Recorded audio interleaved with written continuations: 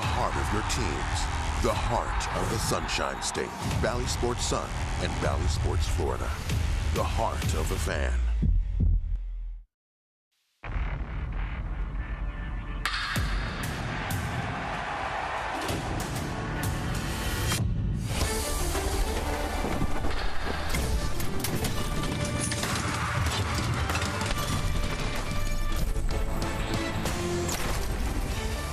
Marlins baseball is brought to you by Indeed. A Sunday afternoon series finale. Marlins and Yankees here at Lone Depot Park. A rubber match today following another gem from Miami's ace, Sandy Alcantara. His 12th career complete game puts the Marlins right in a position to get a series win, and they need him at this time of year. Still on the outside looking in, be by a half game in that National League wild card race. Yankees very much in the thick of things as well, so Eury Perez will try to shut them down today. Inside the broadcast booth, Paul Severino and Tommy Hutton. This has been a fun weekend. I tell you what, Paul, yesterday was Sandy's Beach Day. We're going to continue with the South Florida flavor, and how about trying to continue to ride the wave against the New York Yankees today? Absolutely, and I tell you what, Luis Arraez has been riding a wave of emotion this year. He's been out at the top when it comes to batting average, but you go back to that World Baseball Classic, flashed a little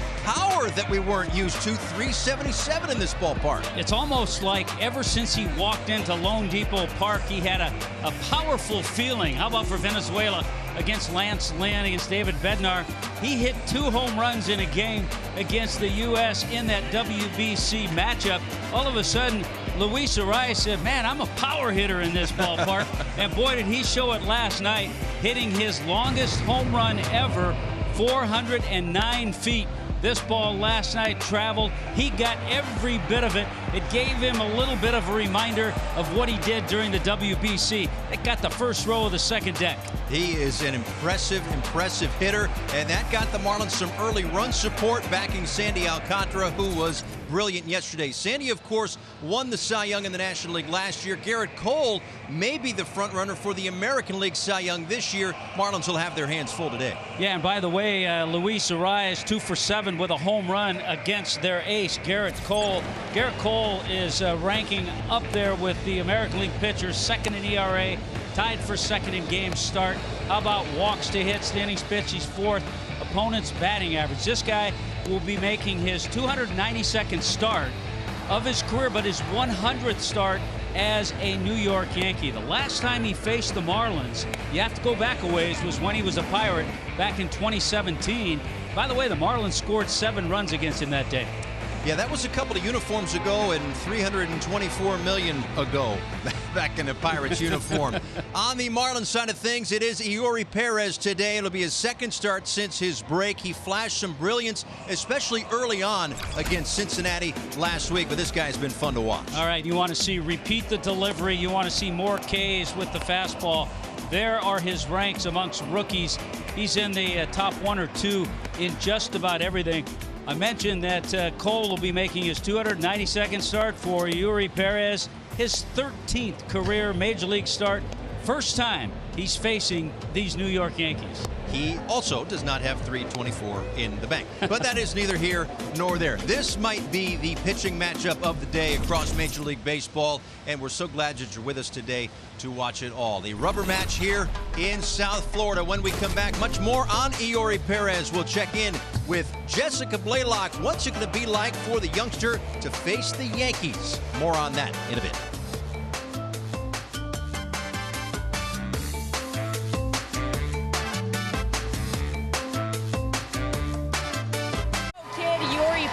Getting set to make his 2nd start since being called back up to the big leagues. And that first time around, he had so much success, pitched to a 2.36 ERA, never looked overwhelmed, never looked intimidated, had great command of all of his pitches. And for Eury, that's the goal, replicating that same success this 2nd time around.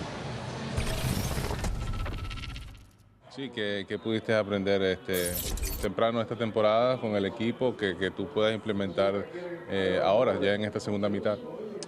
No, la primera mitad para mí fue demasiado excelente.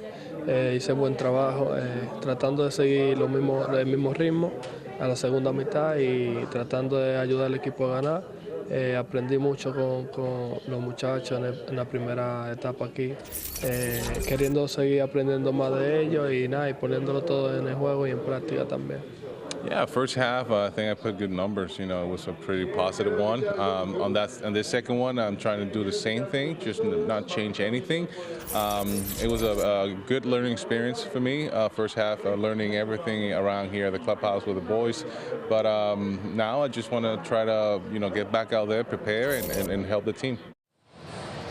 As far as facing guys like Aaron Judge and Giancarlo Stanton, Yuri says, you know what, it's going to be a challenge, but it's going to be fun. They're going to do their best. I'm going to do my best, and we'll see what happens. But I tell you what, Yuri, it helps that you have strikeouts against guys like Shohei Ohtani and Mike Trout already. When we return, we will get this series finale between the Yankees and the Marlins underway. Miami looking for a series win, and they will do so with the youngster on the mound. Garrett Cole getting the start for the Yankees in front of 30,000 plus fans here at Lone Depot Park.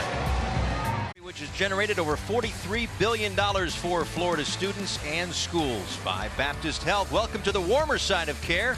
And by Indeed, the world can work better. Beautiful Sunday afternoon here in South Florida as we get ready for the rubber match between these two playoff contenders. The Yankees a little bit further from that playoff picture as we speak, but still a loaded offense for Eury Perez to deal with today. Let's take a look at that Ocean Bank batting order for the New York Yankees. Jake Bauers leads it off over at first base. Aaron Judge is in right. Gleyber Torres at second. Giancarlo Stanton the DH. Bader, McKinney, and Kiner Falefa go 5, 6, 7 with Volpe and Rortvedt behind the plate. And for Eury Perez, of course, facing the Yankees for the first time in his career. He's pitched very well in this building with a 1.10 ERA in 6 starts. Overall, 13th major league start. And as we noted, second one since his break. You'd love to see him get into that mode he was in. He had that 6-game stretch from May 28th through June 25th. He was 4-0 with an 0.27 ERA.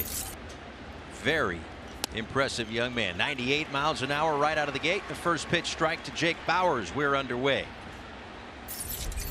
Bauers another start at first base. 1 for 8 in the series. He's struck out 4 times against Marlins pitching. And fouls that one back. 0-2. And one thing we saw for Perez was a quick and effective start.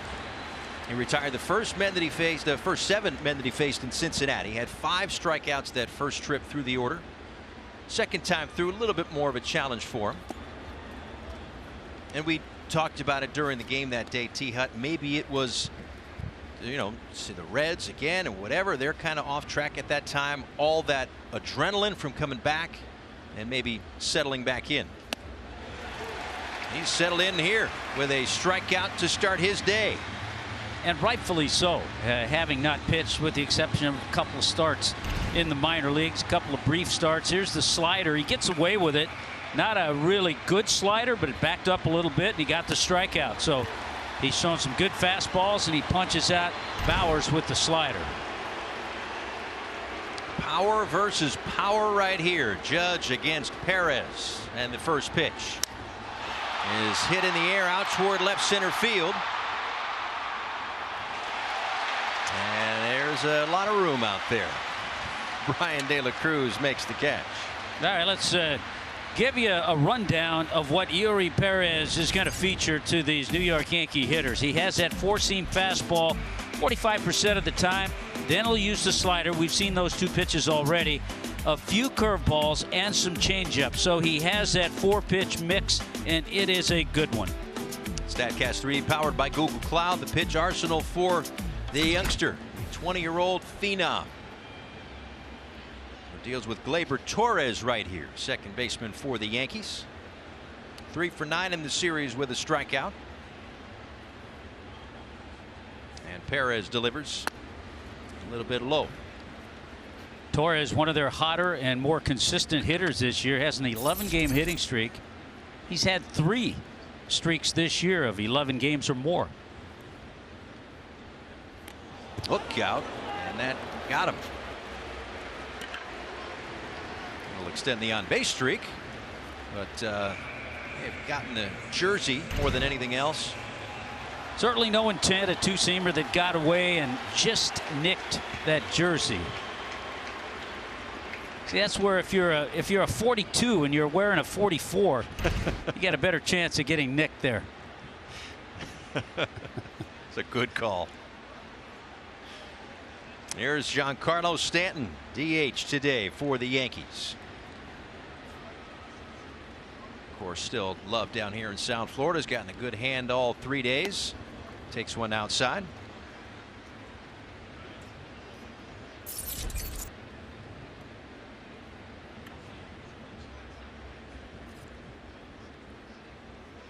$18 homers, 44 RBIs for Stanton, sitting on 396 in his career. You would say it's a good bet he'll get to 400. You hope he doesn't get it here in South Florida.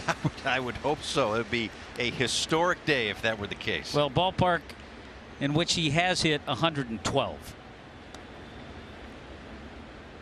For a team in which he has hit 129. First 267 were as a member of the Marlins. 1 ball and 1 strike with Torres off first base. Perez deals.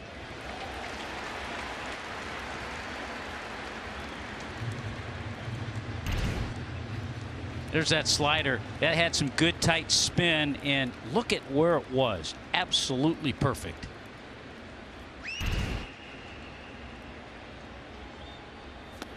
And Stallings goes right back to the same pitch. Nasty slider for the strikeout.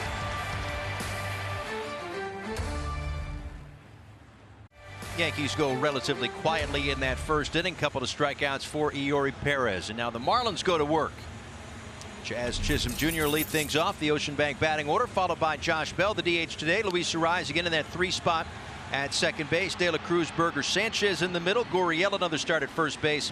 Wendell at short, and Stallings is the catcher. Garrett Cole, 25th start of the season, coming off a loss against the White Sox Monday in Chicago. Let's go right to the scouting report on Garrett Cole, the 32-year-old. He is an ace, no question about it, and he's worth the contract. One thing that's kind of gone down, I mean, he still puts together strikeouts, but the Ks per 9 innings down a little bit this year, but he still sits above 95. Whoa, look out. That goes helicoptering toward the Yankee dugout. On strike 1 to Jazz. Get a little extra stickum here. Boy, it comes off both hands. Can't say it enough. Thank God for that netting. Ugh. Yeah, the balls flying into the stands were bad enough, but the bats, the whirly-bird bats going into the stands, always scary. So 0-1 on Jazz. 2 for 8 in the series with 4 strikeouts. Facing Cole for the first time, and takes a ball a little high. That was a look at that knuckle curve. 1 ball and 1 strike.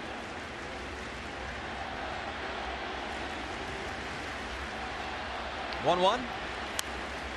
Foul back.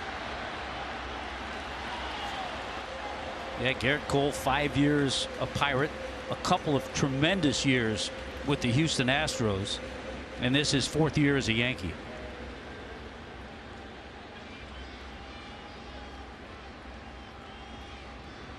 And Cole's 1-2. And you can see he's already frustrated. Didn't get room at the top of the strike zone earlier in the at bat from crew chief and home plate umpire James Hoy, and not get any room at the bottom of the zone either. So Sandy in the other dugout saying, I know the feeling. Sandy was squeezed a little bit yesterday, that's for sure. That one definitely high for a ball. 3-2. So we know that James Hoy behind home plate today. John Lipka at first, DJ Rayburn at second, and Angel Hernandez the third base umpire today.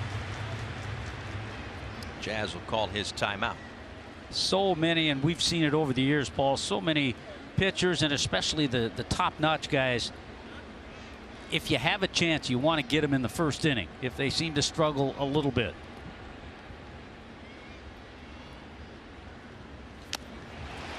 Dials up 98 and gets the strikeout. So that was a look at the four-seam fastball. I'm sure we'll see the whole arsenal today, but a StatCast 3D look powered by Google Cloud. Yeah, no struggle with that four-seamer, which he'll throw by 55%. Then the slider, then the curve. It's kind of a knuckle curve. A few change-ups, a few cutters, but the fastball and slider primarily are the pitches he'll go with.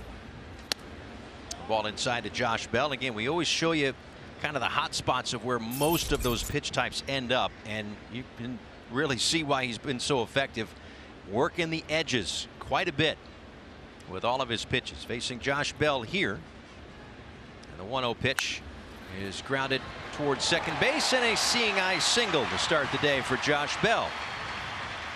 Now 1 for 8 career against Garrett Cole, and that will bring up Luis Arraez, who has seen Garrett Cole as well.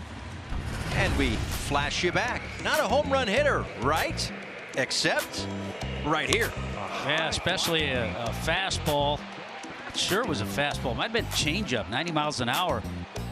And with the Minnesota Twins, 2 for 7 with that home run against Cole.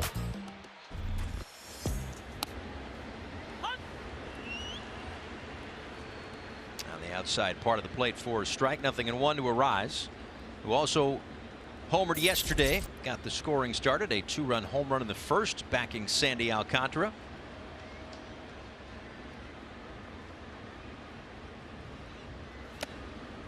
There's a cut and a miss.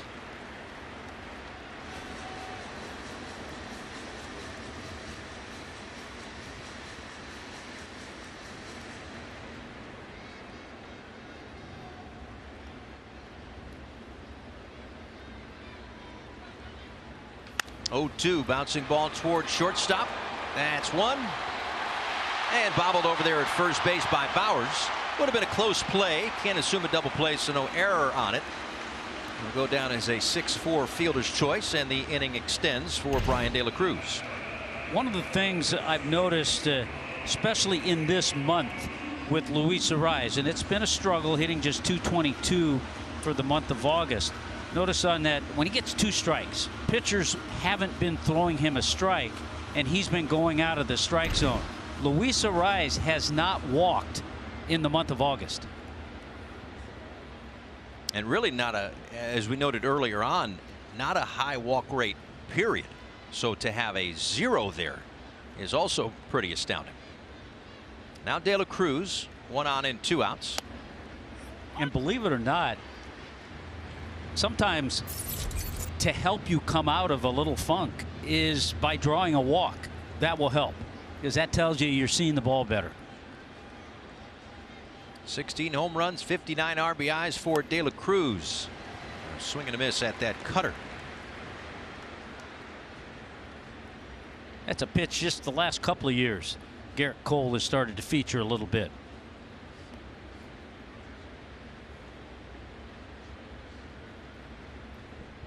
Oh-2. Tried the slider that time, a slightly different shape than the previous pitch, that cutter. De La Cruz laid off.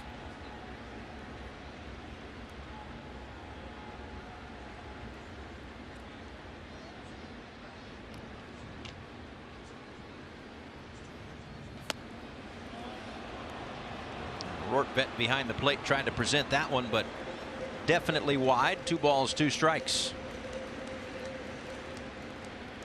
Garrett Cole, a lot like Sandy Alcantara yesterday, an innings eater, averaging 6 1/3 innings per start. And they are real quality innings too, that's for sure. 2-2. Lifted right side, and that'll get out of play.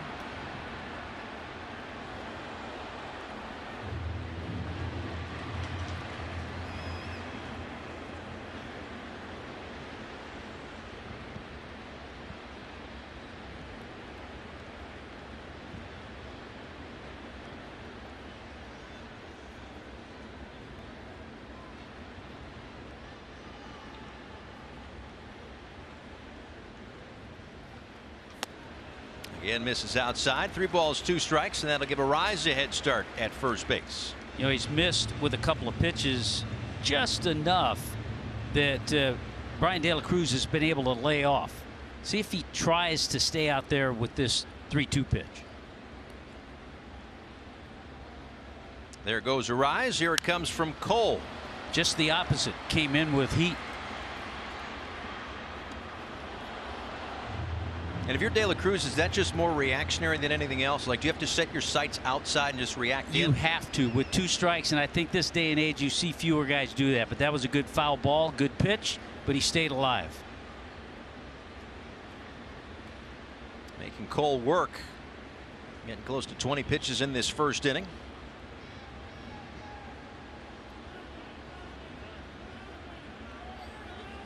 Something he's done, talking about him being an ace. He's gone 6 or more innings, 19 of his 24 starts. Someone called time here, trying to figure out whose time it was.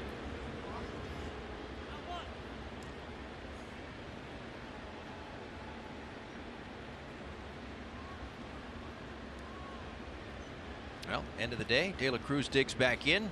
10 seconds left on the pitch clock, and now time called again. And maybe Cole was ready a little too quickly, perhaps. Yeah, Cole is one who's at times, a la Max Scherzer, tried to manipulate the clock a little bit.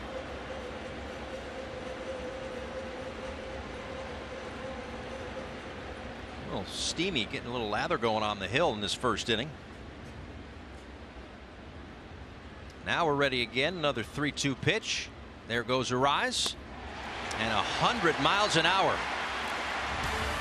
An angry Garrett Cole gets the strikeout.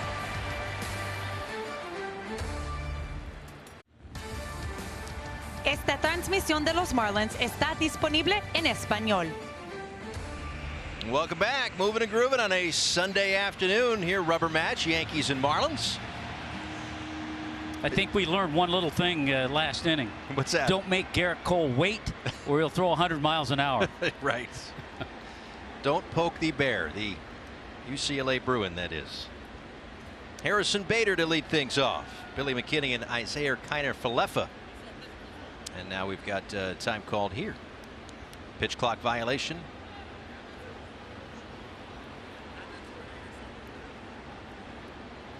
Getting back into the groove there, so it is a ball and no strikes. Bader 2 for 8 in the series against Yankee pitching, or Marlin pitching rather. Takes a strike right there. And his 10-game on-base streak snapped yesterday with an offer.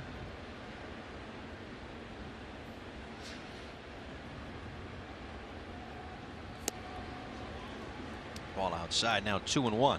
Yeah, just a little thing that Yuri Perez is going to have to regroup after the pitch violation just to keep his concentration.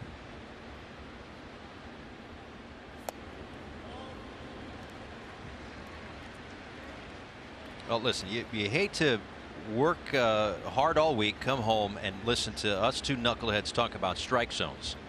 But the last couple of days have not been great, and that's low for ball 4. Let's check in with Jessica Blaylock. Hey, Paul, to prepare for his start today, one thing Yuri Perez did last night was lock in on his mentor, Sandy Alcantara. We saw it all throughout the course of the game. Yuri told me he was focusing in on how Sandy was attacking the hitters and, as always, looking at what pitches he was throwing in different counts. And, Paul, also celebrating every bit of success that Sandy had in that game. You love seeing that enthusiasm from Yuri, and now Sandy is watching him go to work. Tell you what, I mean, we've talked about it all summer long. You walk into a series, whether it's against the Marlins here or on the road, and you've got arms like Luzardo, Sandy, and Perez going those 3 games in that series. And I don't care how accomplished you are in the opposite dugout. That's a scary proposition to face those 3 arms. And Sandy was great yesterday. 12th career complete game, 10 strikeouts, a season high. That's a good point by Jess, too, to have Yuri following Sandy. They in some ways have similar stuff with fastball velocity and changeup and slider. So for Yuri to watch and observe what Sandy did to get the Yankee hitters out.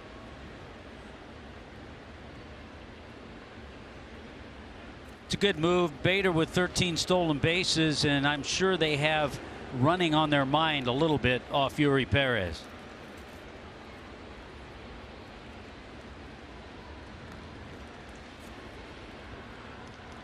Perez in 12 starts coming in has allowed 6 stolen bases. And there goes the runner from first. Throw from Stallings is not in time.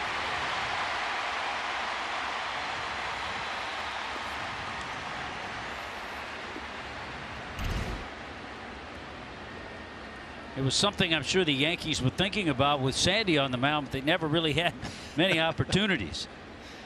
Can't steal first, as they say. So you had the feeling if they got men on base today, they would try a few stolen bases against Yuri Perez. And there it is, number 14 for Bader. Billy McKinney waits on a 2-1 pitch with a runner in scoring position. Goes to that slider to get the swing and miss.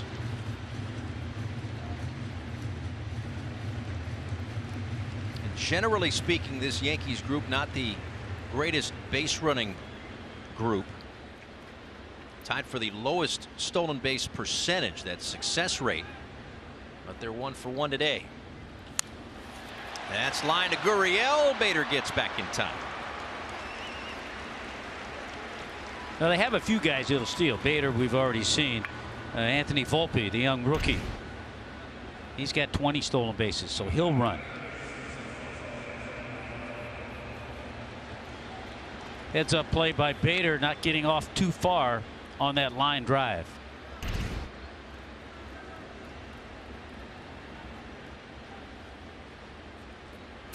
Yankees 9 runs, 14 hits on Friday, thanks to some big hits with runners in scoring position. They were 7 for 13, but didn't get a lot of base runners, a lot of traffic. Yesterday, just 1 for 2. On the year, 3rd lowest batting average with runners in scoring position in the American League at just .240.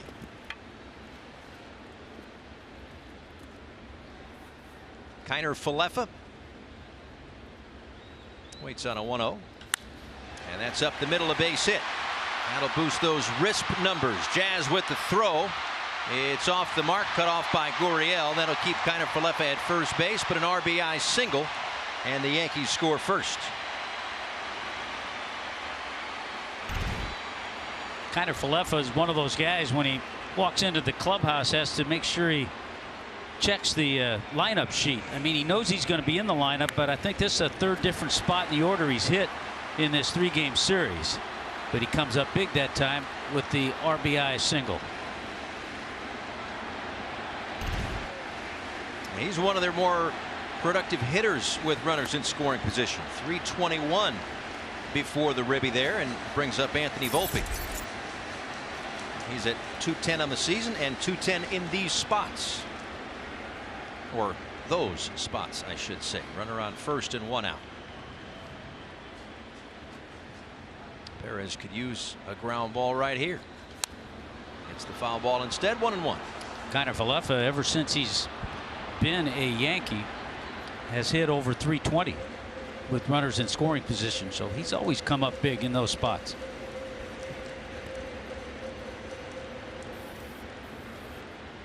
No shortage of superstars for the Yankees, but they've also had a good mix of role players through the years as well. Inside on Volpe, and it's 2-1.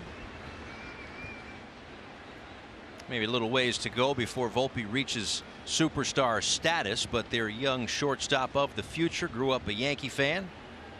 Number 30 pick out of high school to New Jersey in 2019, getting everyday looks for the Bronx Bombers here in 2023. Literally, like every day, plays in every single game.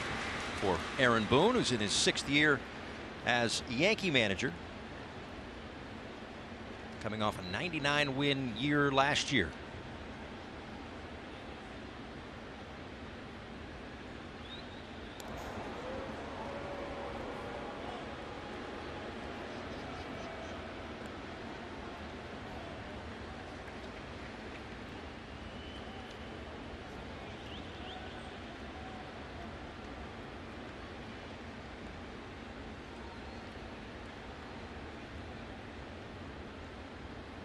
Runner goes.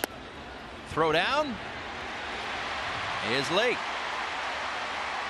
Now double-digit stolen bases for Kiner Falefa, second stolen base in the inning for the Yankees. Yeah, it's going to be a problem unless he figures out a few more slide steps, a little better way to hold runners. You can see the good jump. Really not much of a chance for Jacob Stallings. 3-2. This one popped up onto the outfield turf, and Wendell puts it away. Second out here in the second. Marlins text updates will give you special ticket offers, team news, and more. Sign up for access to $5 tickets for the Astros series starting tomorrow night, running through Wednesday. Text the word tickets to 37956. You'll receive a special link shortly.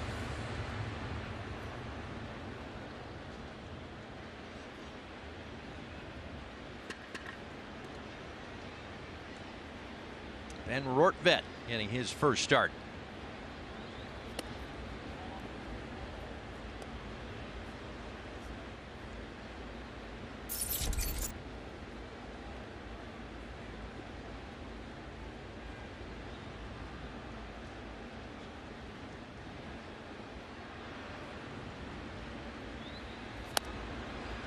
Strike on the edge. And in case you're keeping track, this is only the second time that Jacob Stallings has caught Yuri Perez. Nick Fortes, the previous 11 starts, has been there.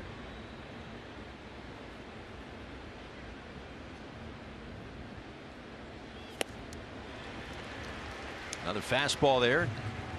Gets ahead of ball in 2 strikes.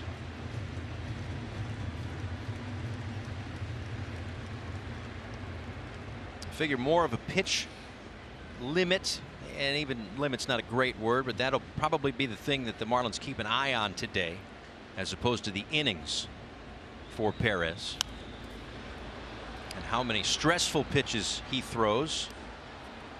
Which you have to right now, you'd have to include this inning in that, with some base runners, a couple of stolen bases. There were not many stressful pitches in the first half. I think I counted 4. Do they keep track of stressful innings that we broadcast? Well, just assume they all are. How about that? That's a punch out inside corner at 99. Third strikeout for Perez. But the Yankees get a run in the second. Park, bottom of the second inning here. Look at who knew Santa was a Yankee fan. Always wondered who Santa rooted for. Jake Berger a swing and a miss there. Berger to lead things off. Sanchez and Gurriel.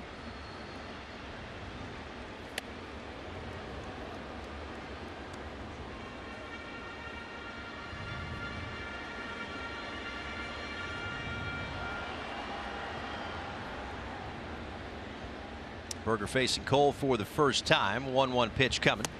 I think the best way to describe Jake Berger's first 10 games as a Marlin would be solid. He's been solid offensively and certainly defensively as well. There's that cutter. He had 10 hits, a home run in his first 10 games. Made some nice plays at third base. It might have been one of those instances where we all forget that these superhumans in uniform are human beings. Trade deadline, not sure, was right at the last moment, probably thought, oh, I'm not going anywhere. Ends up getting dealt, racing to Miami, all that kind of stuff. Family's got to move. How am I getting to the ballpark tomorrow? Who are my teammates? Who are these crazy broadcasters trying to introduce themselves? All that kind of stuff. And then takes a little time. It really wasn't until he got on the road, settled back in that way, an extra day off, finding his groove. I know the feeling. Got traded one time after a ball game in Seattle. I was with Toronto. Team was flying back to Toronto after the game. I didn't call my wife because it was late. She found out in the morning on the way to the airport to pick me up on the radio. I had to go to Montreal. She had to clean things up and get rid of the condo in Toronto. Oh, and by the way, we had a 6-month-old. Yeah. So, yeah, that's how it goes. Exactly. And it takes a while to adjust. Right. And the Berger family has a beautiful youngster as well, under a year old. So they're, easy to travel in one regard and nearly impossible to travel in another. That store used to be able to, was easier to get in without the pitch clock. I know. Ask Scully. Swing and a miss there. Strikeout number 3 for Garrett Cole. This time he picks up the strikeout with the breaking ball. A little bit of a slider just out of the reach of Jake. And the other thing we talk about so often, it is a game at this level of routine, trying to get the same routine. Jesus Sanchez takes upstairs.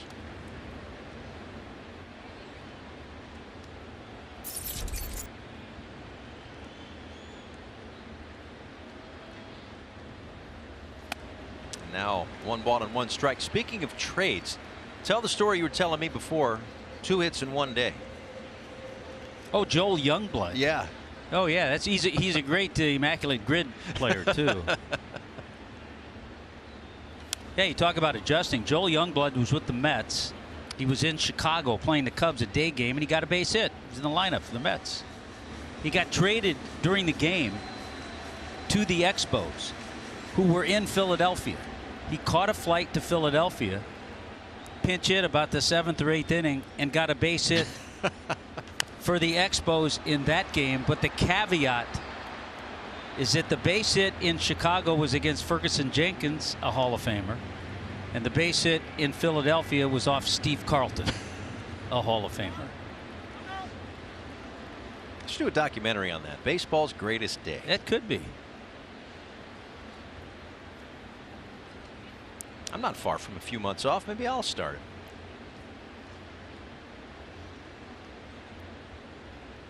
Ball and 2 strikes to Sanchez. 3 for 7 so far in the series. Cole delivers. And again, smack foul.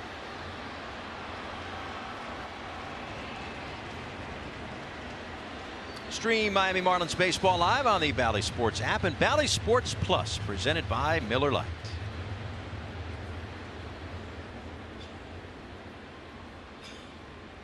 Another 1-2 from Cole.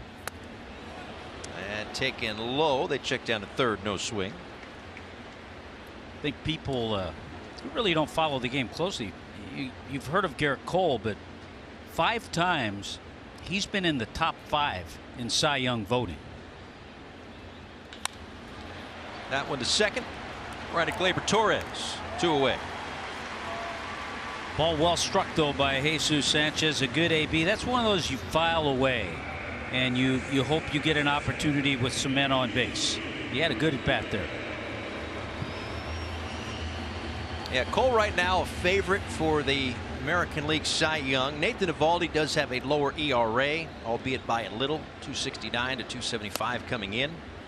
He's still on the IL though, isn't he? Right. Eovaldi? And same with Shane McClanahan, who might have been a front runner for the first half.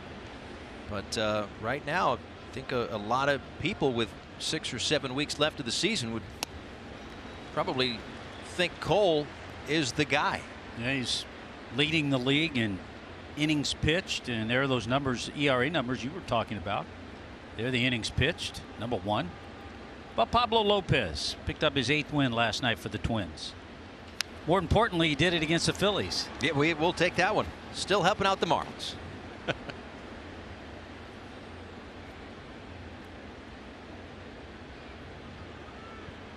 These two have matched up a couple of times, more than a couple. 1 for 7 with 4 strikeouts for Yuli. Down in the count 0-2 here. Ground ball toward shortstop. Volpe comes in, throws off balance high, but Bowers gets back down to the bag. A 1-2-3 second inning for Garrett Cole. 1-0 Yankees as we head to the top of the 3rd inning. Time for our youth player of the game. Today it's Jacob. Look at that game face right there. 10 years old, playing for the South Florida Thunder. Favorite Marlin is Eori Perez. Jacob is coming in hot right there.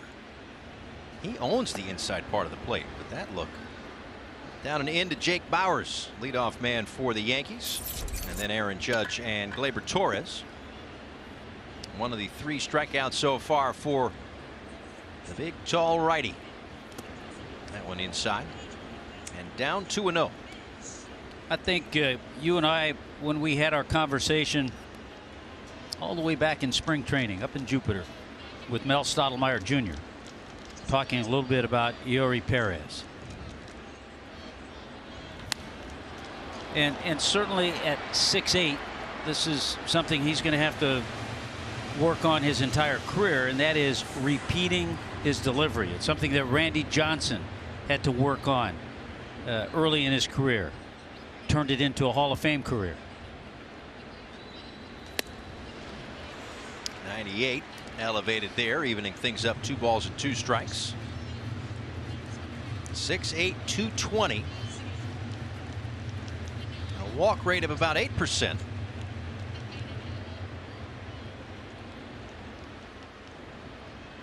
So for the most part has stayed in the zone here in the big leagues. That one fouled straight back.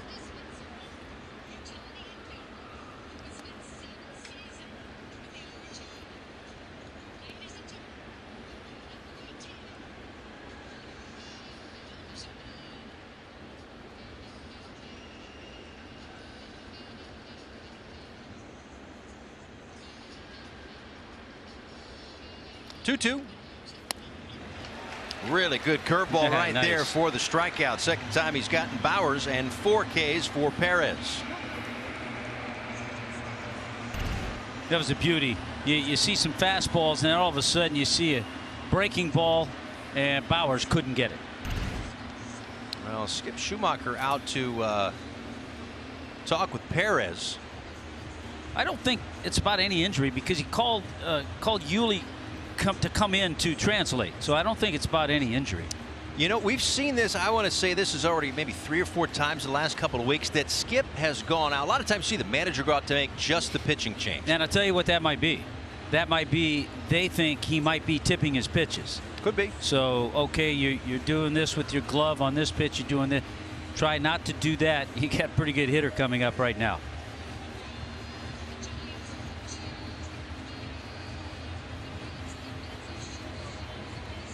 So Judge, who flew out to left his first time up.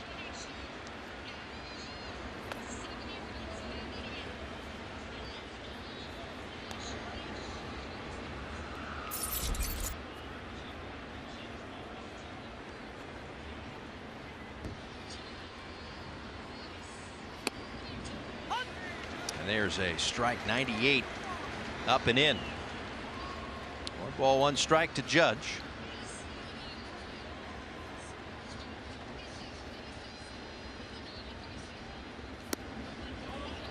Misses down and away. So since Judge has been back from the injured list, been 15 games, hitting .250 with a double, 3 home runs, but a ton of walks. 16 walks, 13 strikeouts, equating to a .450 on base percentage. And that last delivery gets a smile out of Eury Perez. That's because it could have been called a strike. 3-1. Down low and another walk for Judge.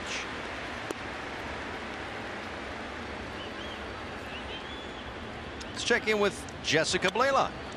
Hey, Paul, what a career so far for Aaron Judge, who is the subject of our Indeed player resume. 2017 was a good year. He was the American League Rookie of the Year, and he won the Home Run Derby. In 2022, the AL MVP. And we all remember those 62 homers that he hit, which set a new Yankees record for most home runs hit in a single season. And speaking of home runs, one of only 5 Yankees ever to homer in his first big league at bat.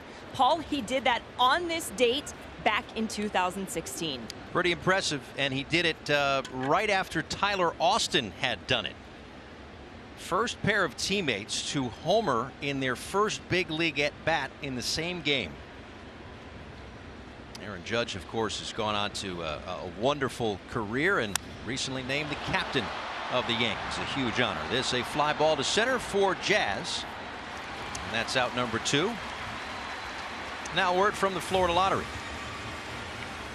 Did you know with Year for Life scratch offs, you can win up to $1 million a year for life? Yeah, it's literally right in the name. I'm literally blown away.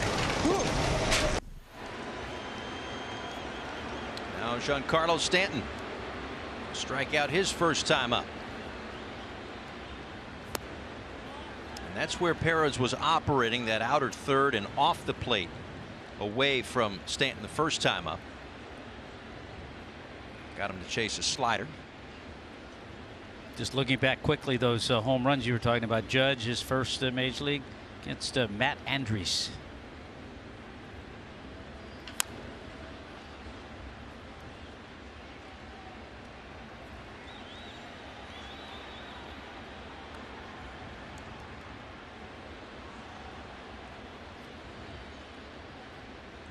Look back and remember how Uri was able to strike out Stanton back in the first inning. He stayed away from him. All right, now you keep him honest. Probably won't go back there again. Good two-seamer. Run it right in that area. 1 ball, 2 strikes. Judge off of first. Here it comes from Perez, up and in at 98. Okay, take 2 chances there, not go away with the slider.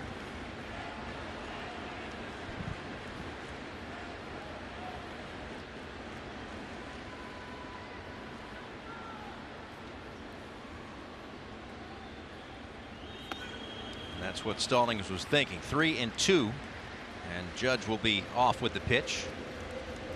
Just talking about Judge's first home run. Stanton's was pretty memorable too. Also against the Rays, a grand slam off of Matt Garza back in 2010.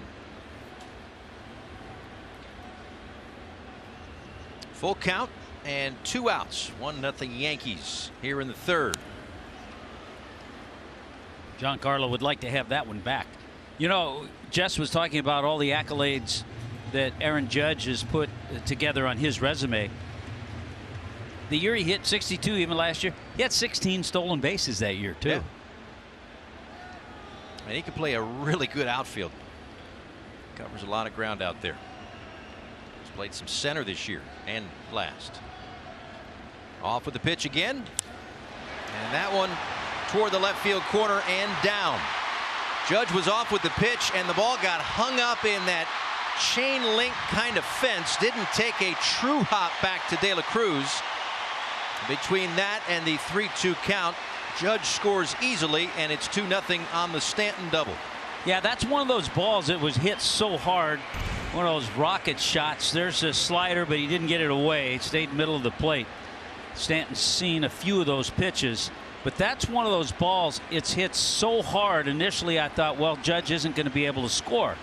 But as you pointed out, it hits that chain link, and instead of bounding directly back to De La Cruz, it takes another direction, and that allowed Judge to score. Now Bader. Now it certainly helps with Judge on the move, 3-2. But there's this ball, and you're expecting it to come right back to you. If it does, Judge hasn't even gotten to third base.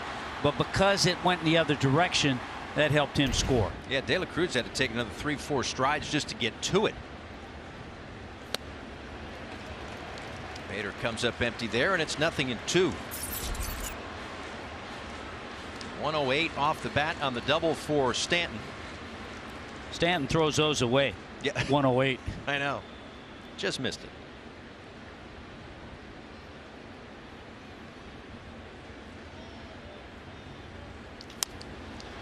Bader fly ball center field. Jazz coming in and making the catch. Yankees get another 2-0. Back 2-0 Yankees on top. Last of the third and last of this 3-game series between these two clubs. Marlins will welcome in the Houston Astros tomorrow. Hyundai presents the Marlins Live pregame show starting at 6 o'clock. A 6:40 first pitch. Last year's World Series champion Braxton Garrett. That was something of a turning point for him last year when he faced the Astros in June in Houston. So he'll get another shot at them. Framber Valdez will get the ball for the Astros tomorrow night. A 6:40 first pitch. Is that Framber no-hit Valdez? That is the one. However, even with the no-hitter, he has not been great. No, lately. he's not. I think he had a no-hitter with a couple of 6 earned run outings on either side. Joey Wendell lines it foul. So Wendell, Stallings, and Jazz here in the third.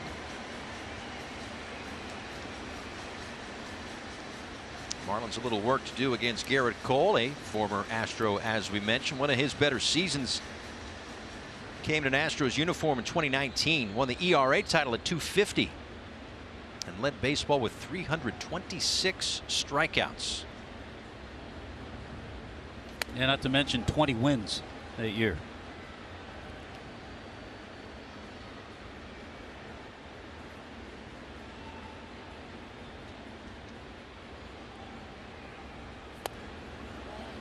Taken down low, but finished second in the Cy Young voting that year to his teammate Justin Verlander, who won another one last year.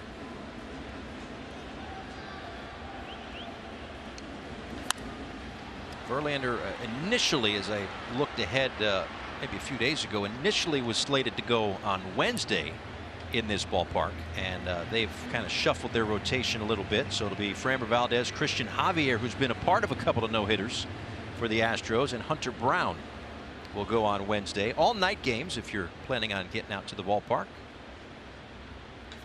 Wendell with a rocket up the middle. 5 for 19 career against Garrett Cole, a leadoff single. Good AB, good swing, fastball, right back at you. Good job by Joey Wendell. Got the hands through and found a nice hole. Wendell had an RBI yesterday and now leads away from first with Stallings at the plate.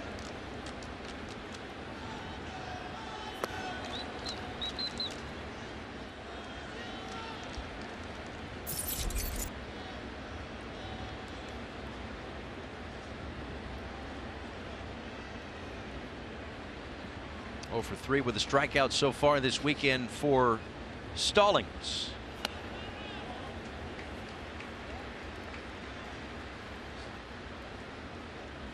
You know, the frustrating part, I'm sure, for Jacob is that as a Pirate, about 250 games, his career average as a Pittsburgh Pirate was over 250, 254.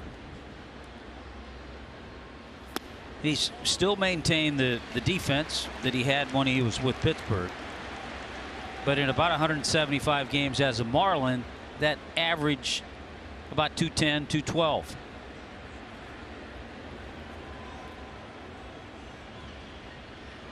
For 13 so far in August, and takes a strike. So it's an area where he would certainly like to pick up a little bit, and on a 3-1 pitch certainly has an opportunity here.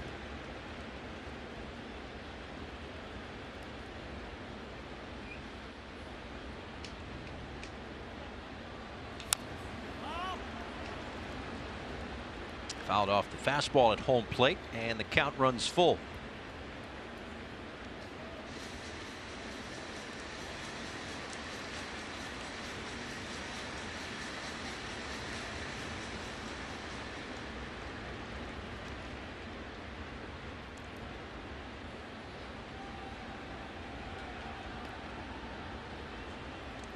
These two overlapped as Pirates teammates in 2016 and 2017, and Stallings works the walk. Marlins have a couple on here to start the third.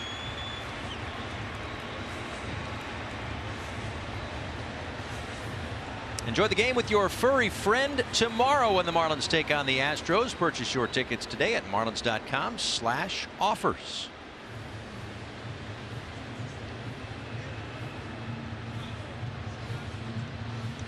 Now this is where you'd like to see the Marlins get something going. With the first 2 aboard and the top of the order due up against Garrett Cole.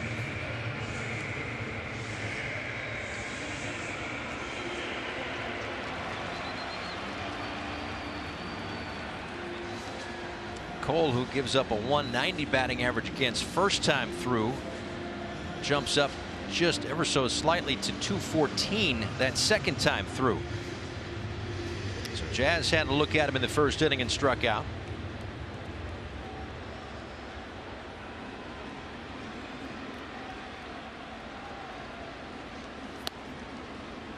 A low strike. Got the cutter first pitch. Another one of those days where the strike zone's kind of been a little inconsistent, a little confusing.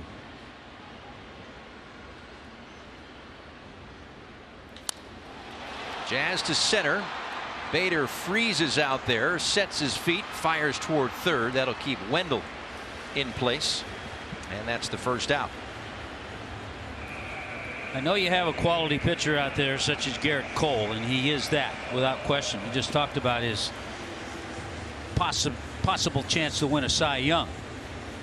But these are situations, especially when you're down a couple, runners at first and second, nobody out, now there's one out, that you want to at least get something in. So now he faces another former teammate in Josh Bell. Bell had one of his better years in Pittsburgh as a teammate with Cole. This one back to the mound.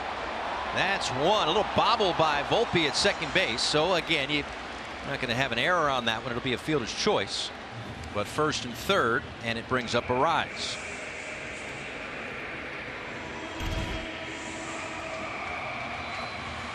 Yeah, Bell a little bit out front, and Cole does the right thing, but throws it a little bit high. Volpe does a good job.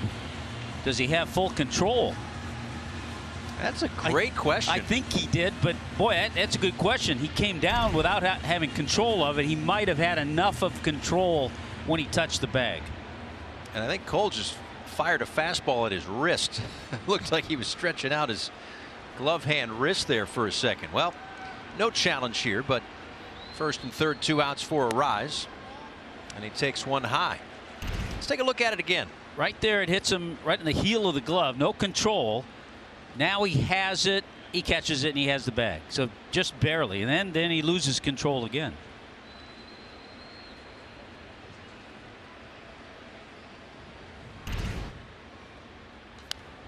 Back to the netting. 1 ball, 1 strike to a rise. Reached on a fielder's choice in the first inning.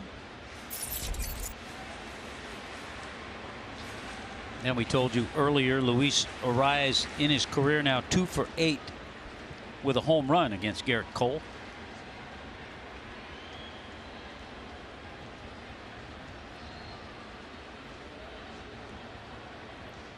Wendell, a leadoff base hit over at third, and Josh Bell with the fielder's choice at first. 2-0 Yankee lead here in the third inning. And Arraez with a base hit left field. RBI for Luis Arraez. Wendell scores to make it 2-1. Well, Luis Arraez continues his torrid hit with runners in scoring position. Two-seamer. Pitches up a little bit. He stays back, hitting over 400. Continued all year with runners in scoring position for Luis Arraez. That was big. That's always his approach, basically just put the ball in play.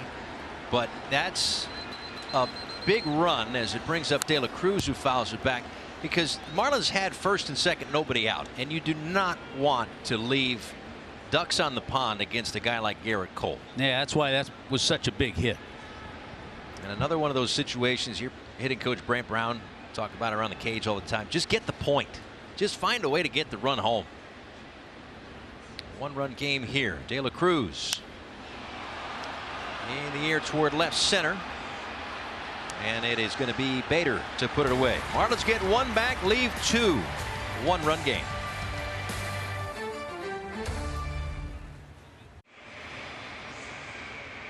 Listen to Miami Mic'd Up, presented by Celsius with Jeremy Taché, a weekly podcast with interviews from your favorite athletes. Subscribe and listen today.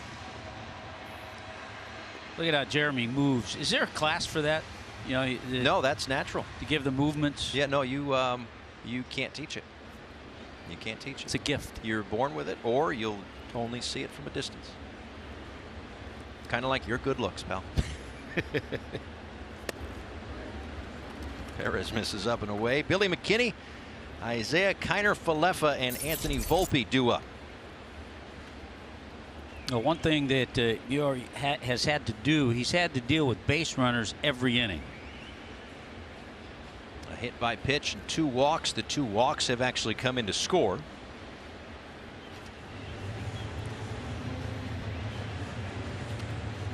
He and Stallings have allowed a couple of stolen bases as well, so that's put a little extra stress on the youngster, who's approaching 60 pitches right now.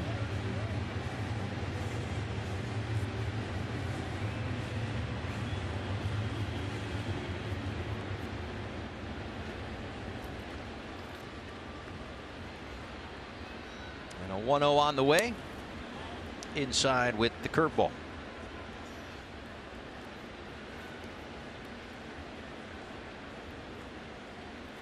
A lot like Sandy. Get the ball right on the rubber, ready to go.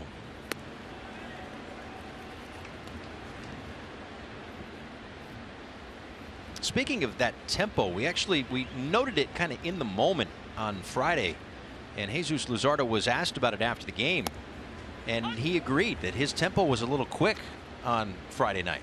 It's like you like a pitcher to work quickly, but sometimes you get a little too fast. You get ahead of yourself. There's a fine line. Because generally, even when he's pitching well, he's working quickly. Sure. Base hit for McKinney into right field. He takes a turn, but Sanchez gets it in. And again, back to the stretch for Eury Perez. Yeah, and McKinney's hit 2 balls hard. He lined out. Remember that hard line drive to first base back in the 2nd inning.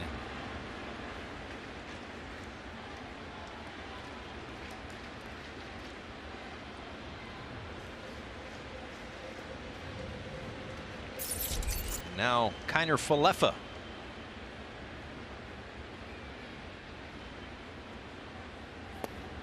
Takes a ball low. We just saw Luzardo down in the Marlin dugout. He's slated to go Wednesday, and as per usual, I'm a day late and $1 short here. The Astros have shuffled their lineup, so we will see Justin Verlander on Wednesday. So it will be 3 horses for the Astros. That'll be a Luzardo-Verlander matchup. That'll be good. So it'll be Valdez, Javier, and Verlander. Yeah, the Astros have been playing good. Kyle Tucker has been one of their hottest hitters.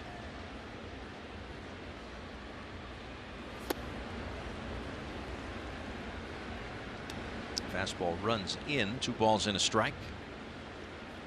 Frustrating part for a lot of us is Eury was in such a good groove when he was shut down and sent down.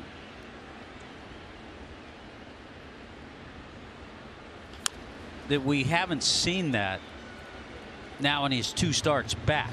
It's not easy to get it back together. And you know, there are some who say, well, you should have just run it out as many innings you want and then shut him down. There are others, the decision was made to shut him down at that particular time. But I think we can all see he's not as sharp as he was when we saw him previously. Sure. And the most famous example of that young stud, send him out there until it, you know, reaches whatever limit it is, was Steven Strasburg. And a lot of people still upset about the way that was handled, and at the time cost the Nationals late in the season and all that kind of stuff. I don't know, whether it's the Marlins, the Yankees, the Nationals, whoever, once you make a decision, hey, there's going to be innings limits on pitcher A, and pick a path and pick a lane, someone's going to have a problem with it, one way or the other. Yeah, and I don't think there's a perfect way to do it. I don't think anybody's figured out a perfect way to do it. Runner goes on 3-2. This one out toward left. De La Cruz had to reroute. Makes the play. That'll bring up Anthony Volpe with 1 away. Time for AT&T Fiber Fast Pitch. Let's talk a little average spin rates on fastballs. First of all, the major league average on the fastball, 2,200. David Robertson out of that Marlins bullpen, 26-52. Clark Schmidt, who not seeing in the Yankee series here, but Eori Perez, third on that list.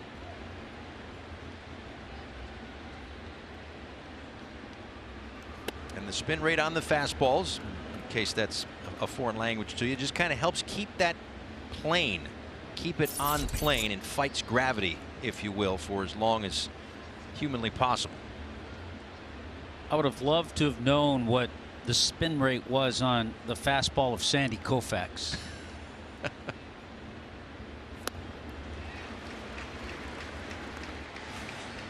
Yeah, and getting back to Uri, he had that stretch, I mentioned it earlier, from May 28th through June 25th. He was 4-0, an ERA of 0.27, and opposing hitters were hitting 171 against him. Volpe out to left, and he homers for the second time in the series.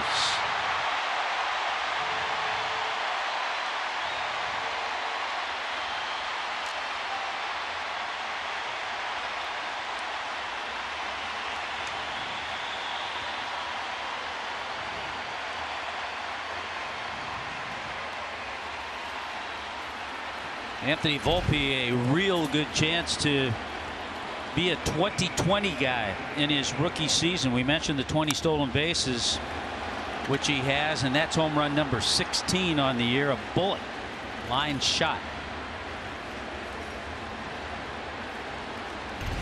Mel Stoudemire Jr. out to talk with Perez.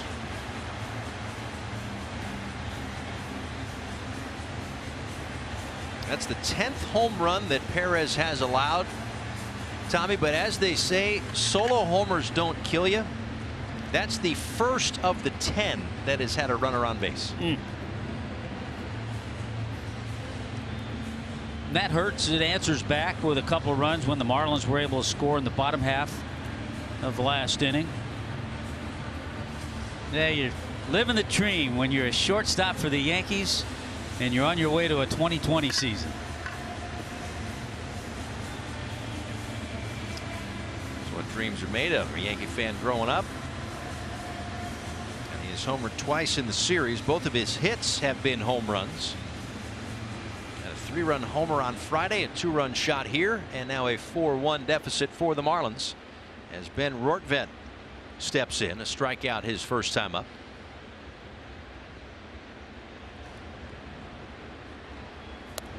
So he's getting some time behind the plate with Jose Trevino on the injured list.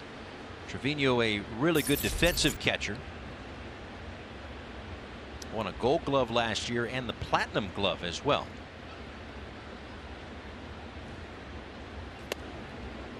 You know, going back to that conversation that you and I had with Mel back in spring training, another one of the things Mel pointed out, and it's again something that Yuri's going to have to work on, and I found it interesting because he's 6'8". He figured he could hide the ball. He said hitters have a tendency to pick up the ball pretty well against him, and that's another thing he's going to have to work on.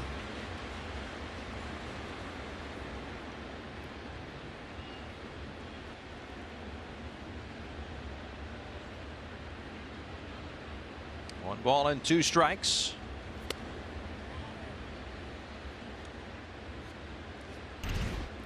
Let's see. Stand in the box. See what you got here. Pretty smooth and fluid delivery. Pick up the ball right about here.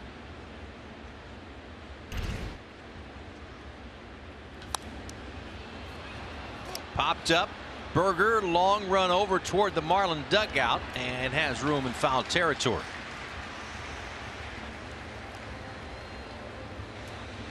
Where does a hitter pick up the baseball? I've heard looking at pitcher's eyes or the logo on the cap or a spot on the it's usually once his arm. You're not trying to follow anything right here. Not even down there. Right when he gets up there, that's about when you're picking it up. So almost behind his head when it gets up behind his head. Okay. That's why you see guys who have that short arm delivery, like they throw like a catcher. Giolito would they're be the hard. They're first hard one to pick up. Yeah.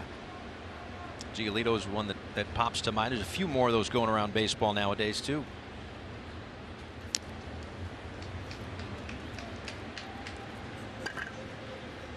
Now, on the other hand, if he's giving away pitches, if his grip when he goes back, if all of a sudden you can pick something up there, right, then maybe you look at it there, but you still don't really pick up the pitch until he comes around top.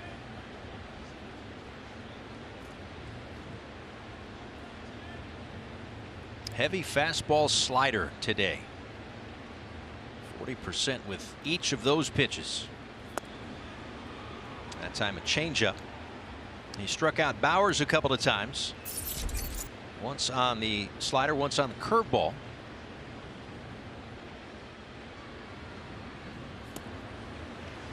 That curveball right there. 2-2. You know, most pitchers will tell you, especially the ones that have a 4-pitch repertoire, that rarely do they have all 4 going for them at the same time.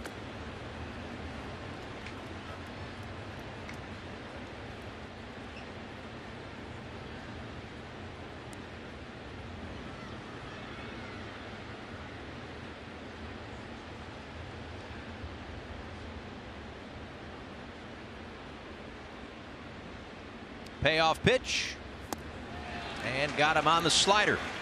But a 2-run home run for Anthony Volpe has opened up a 4-1 Yankee lead. Clubs, the Marlins, 12-year big league career, played for the Marlins in 07, an all-star in 2003. He's been the manager of the Yankees since 2018. Of course, hit a big home run to win the ALCS. But this with the Marlins against the Tampa Bay Rays. I'll find out who's pitching there. I'll have to take a look at that again. It was Edwin Jackson pitching. Oh, he played for the Rays. Edwin Jackson, always a good pick. Edwin Jackson pitched for every team in baseball and 14 teams in Japan, I believe. Yeah, it's amazing how far you go back with certain players, managers in this case. See the little guy in the helmet? That's Aaron Boone. I think he was 2 or 3 years old then in the Phillies dugout. He's in that same spot too, and I've heard he is a great impersonator. Oh yeah, all the stances and everything. Was he doing that right around that age too? As a kid, my wife used to tell me he would sit back with the family section behind home plate and imitate his dad, who was catching. Right. Imitate the different hitters. And then, as we found out, when he was a Marlin, he used to imitate our director of team travel, Bill Beck. He had a great imitation of Boomer.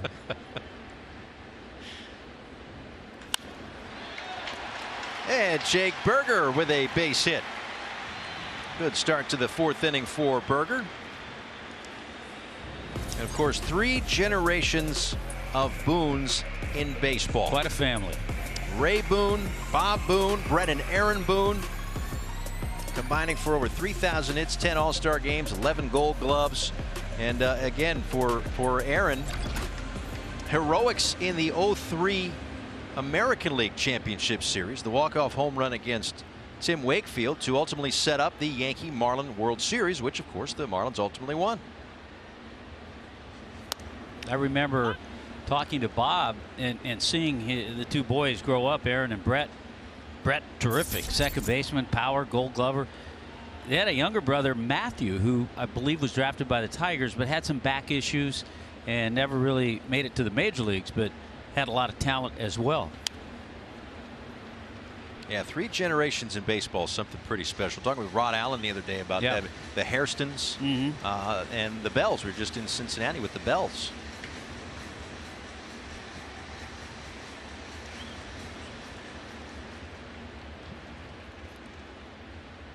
Leadoff single for Jake Berger.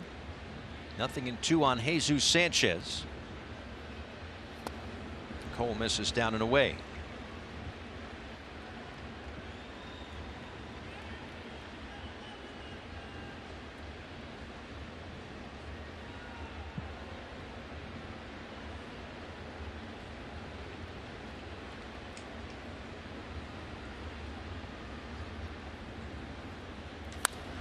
Sharply hit, caught by Volpe, I think. No, they say it's a catch. Okay, it's a catch. So it's a line out. Then he dropped the ball.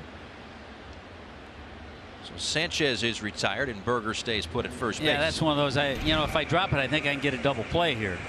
But yeah, he caught this ball cleanly, and then the mind took over.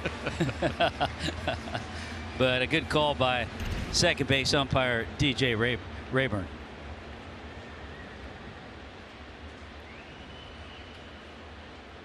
Yuli Gurriel fouls that one back right side. Yuli a ground out to Volpe his first time up.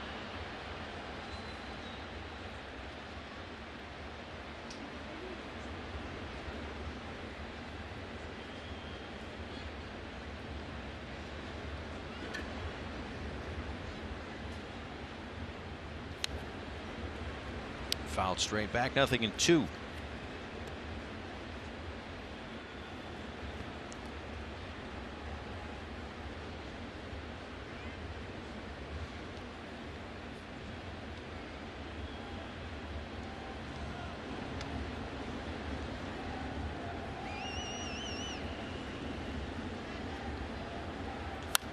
Bouncing ball, second base. Torres to Volpe, over to first. A double play. 4 innings in the books, 4-1 New York. Carlos Stanton, he's due up third this inning. And we will check in with Jessica Blaylock.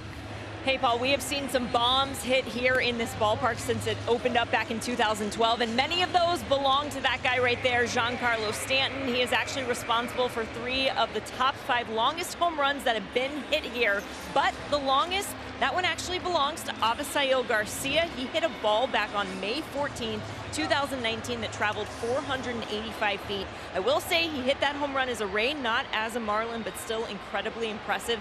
And I will say some of the most majestic home runs I've ever seen hit by Stanton. Yes, and when he was here and he had all those home runs en route to the MVP, some got out quick, yeah, and some were rainmakers. Yeah, there weren't many wall scrapers. I remember the one he hit off Jamie Moyer off the scoreboard down the line. He broke the scoreboard, right? Yeah, knocked out a few numbers. Like, didn't just like graze it, like still had force going into that scoreboard down the left field line. And that's, what would you say, 100 feet from the wall? Yeah, back? all you have to do is go out there and stand there, yeah, someday and see how far that is. Now, this guy can hit some tape measure shots too, and did so as part of the All-Star festivities in 2017 in that home run derby. 22 home runs this year, 62 home runs last year for Aaron Judge, who held up. It is Huáscar Brazoban out of the Marlins bullpen, by the way. So 4 innings of work for Eori Perez.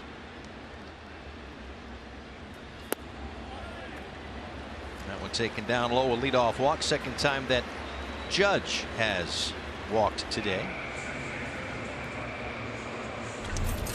This was the numbers here for Brazoban, and this is 48th game, and even 4 ERA.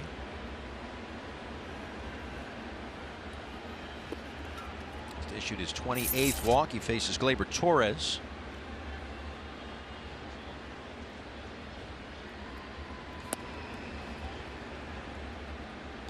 You know, it's such a catch-22, and that's why it's a perfect spot for Judge to hit number 2 in the lineup. But if you just continue to pitch around him and walk him, you still have to deal with a guy who's been a steady hitter for him all year. And then Stanton comes up next.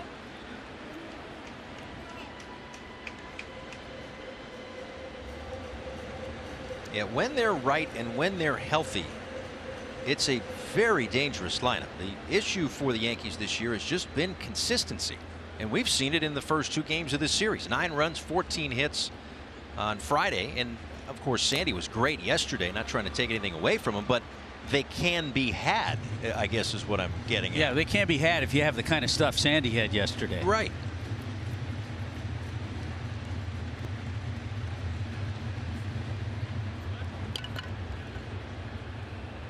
Sandy was brilliant.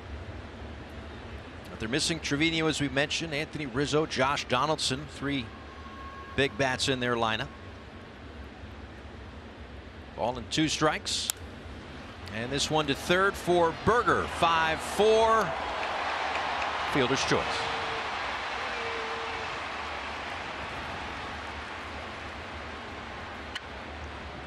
Now, word from FPL.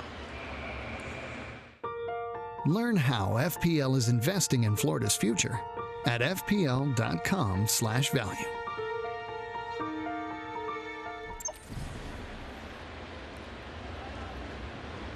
And that'll bring up Stanton.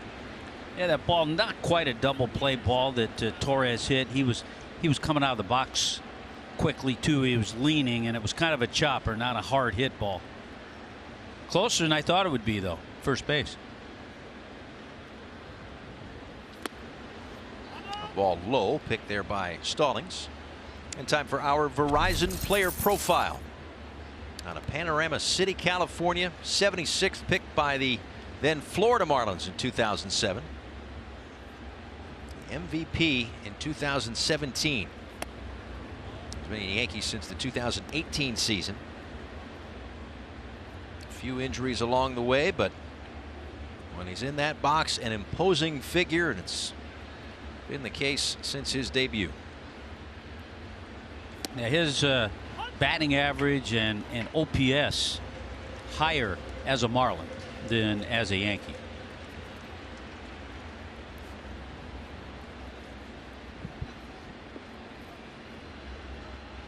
Torres goes. He had a phenomenal jump and coasts into second base with another stolen base. Just can't let that happen. It's too easy.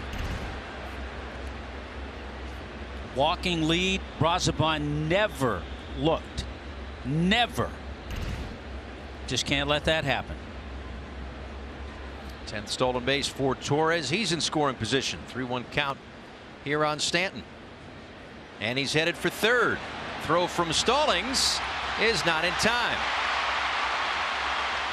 Insult to injury is also ball 4 to Stanton. So first and third and one out.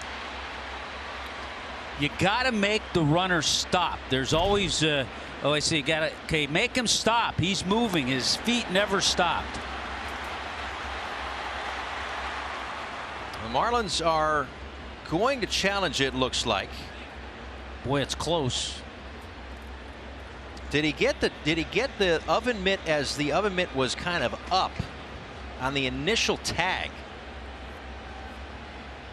Like the fingertips, right? There. If you're just using your fingers, he's out. But that darn oven mitt.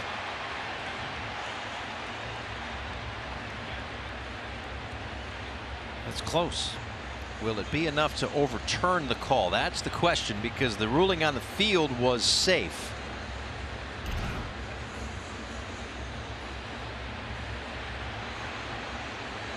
Well, there are just so many little things when you're in an opportunity as a possible wild card team. You have to do all the things, and you don't have big bombers. You don't have all kinds of base stealers. You have to do as Skip Schumacher did as a player. You have to do all those little things, and you can't let runners get those big walking leads. Yeah, the call on the field stands. So as we thought from a look or two, not enough evidence to overturn the call. And if it had gone the other way and he was ruled out, probably would have stood that way too. And as you said, adding insult to injury, Stanton walked. This, again, it's probably just a situation where it's just too hard to tell when does Berger's glove touch the hand protector of Torres. Well, either way, that's a ball that's going to get away from Stallings. The flip to Brazoban. Torres scores. And it's 5-1 as Torres and Brazoban get tangled up at home plate. Looks like everybody's all right, I think. Brazoban looking at the right hand. But the Yankees get a run, and Torres created that one himself. Yeah, with the 2 stolen bases, putting him at third base. All of a sudden, the pitch gets away. Torres with a good jump. The flip off line, I wouldn't have gotten him anyway. Even if the flip is there, he probably scores.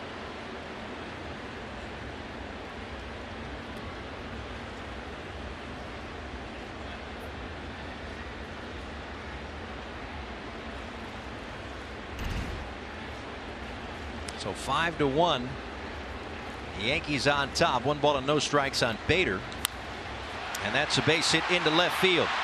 Play was in front of Stanton, so he wasn't going to race around third too much. Moves up 90 feet, and another first and third situation.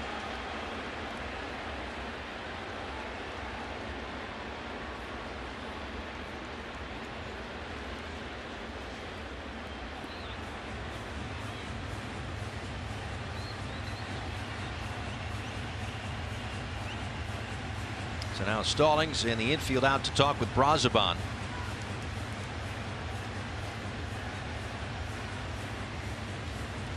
And it'll bring up Billy McKinney. Yeah, just a situation when we've talked about it enough this year, right? Marlins are not going to outslug many teams, at least not regularly. They'll have their days, but every 90 feet is just so important. And I know that it's a lot to ask to play flawless, perfect baseball every single night.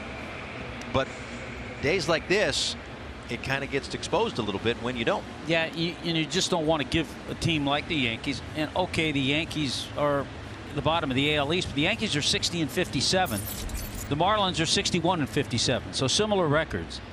But you just don't want to give them opportunities to score runs. They're set up here first and third against McKinney, who's hit the ball hard twice, pulled it each time, once right into the glove of Gurriel, and the other time a base hit and a run scored. Yankees have scored now in 4 consecutive innings.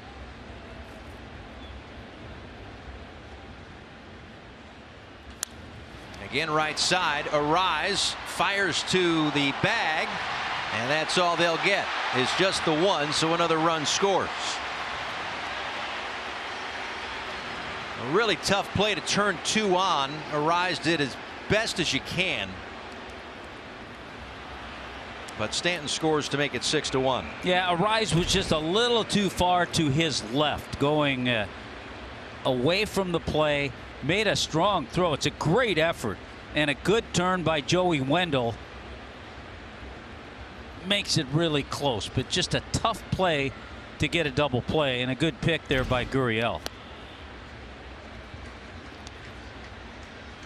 So 2 runs home for the Yankees, 6-1 the score.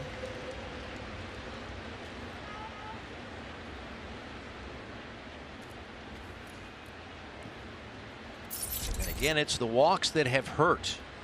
6 runs on just 5 hits.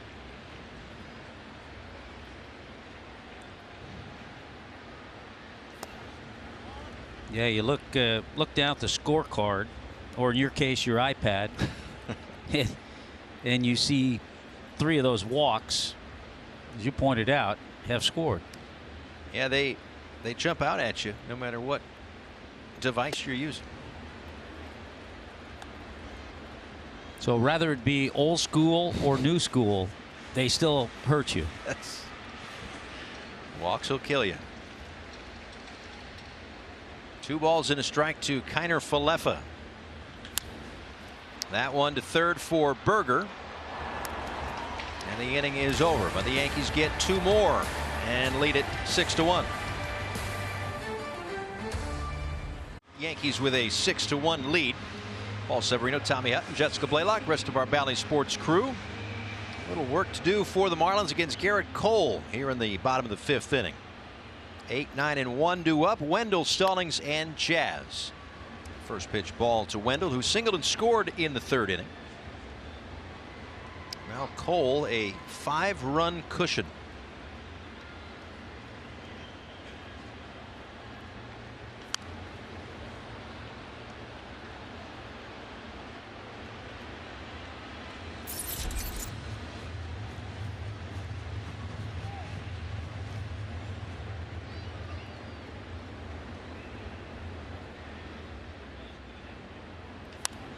In the air toward left. And McKinney is there.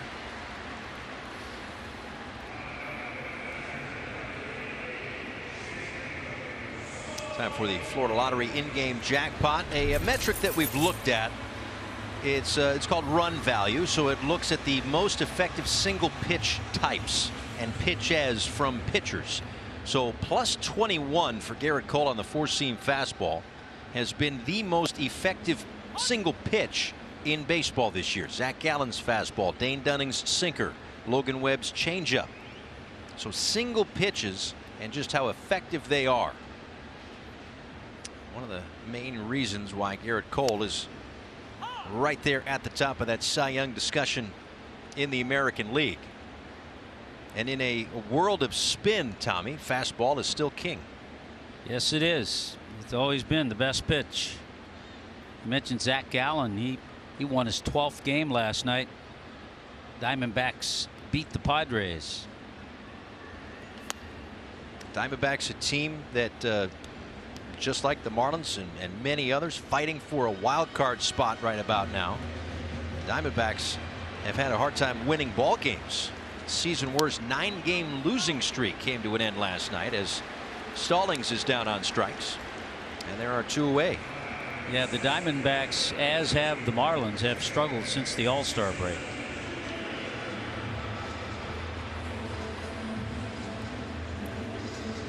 Fourth strikeout for Garrett Cole. And a couple of quick outs for the Yankee righty.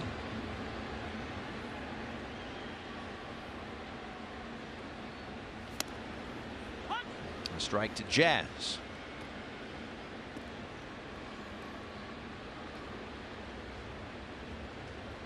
A strikeout and a fly to center. Now an 0-2 count. Every once in a while, Cole will drop in that curveball, as he did there.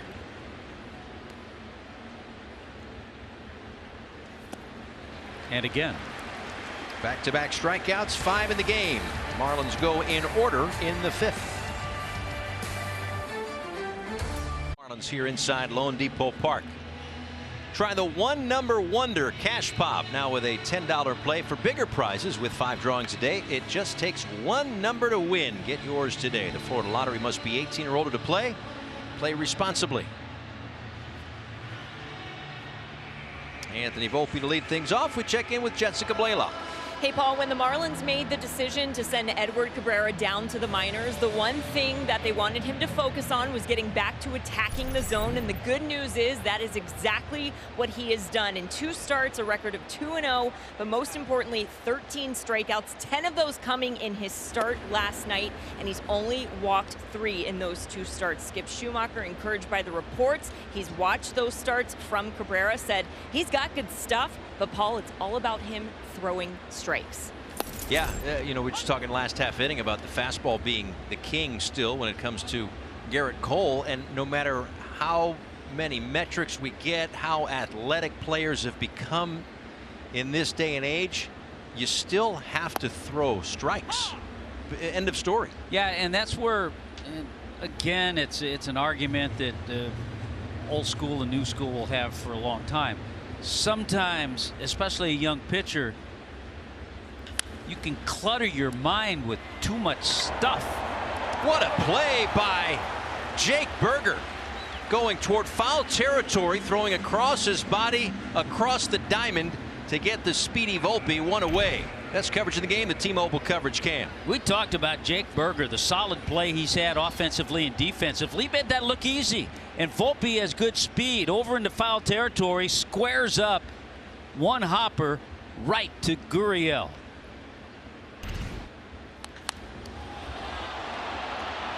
And Rortvedt connects on a solo home run.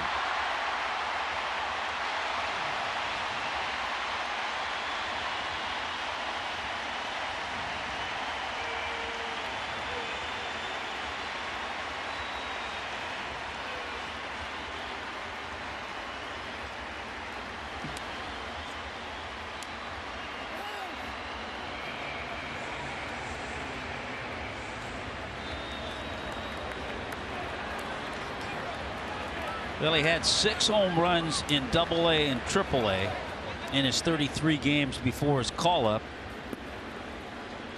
And after going 3 for 30, gets a nothing slider right there. Not much spin.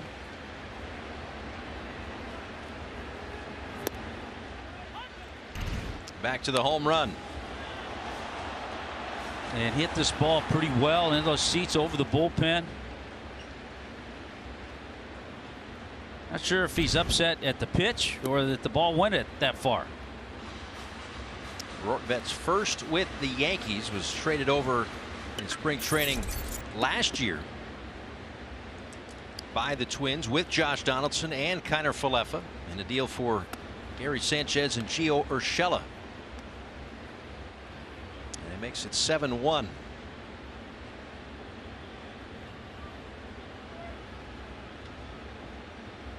Two balls and 2 strikes to Jake Bauers. He's 0 for 3 today with 3 strikeouts. And 0 for 4 with 4 strikeouts.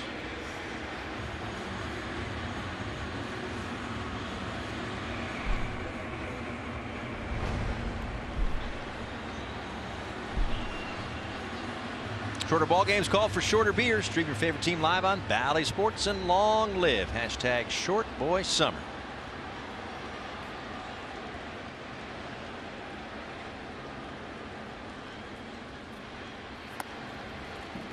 That's the other thing that happens to pitchers in facing a team that has guys like Judge and Stanton, the guys who can hit the long ball. You focus so much and then you make mistakes, and all of a sudden you look and the number 8 hitter Volpe has gone deep, and the number 9 hitter Rortvet has gone deep.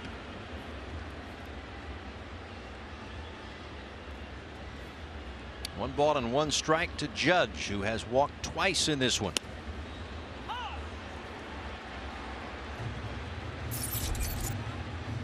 He is homered in this series as well. Hit one to center field the other night.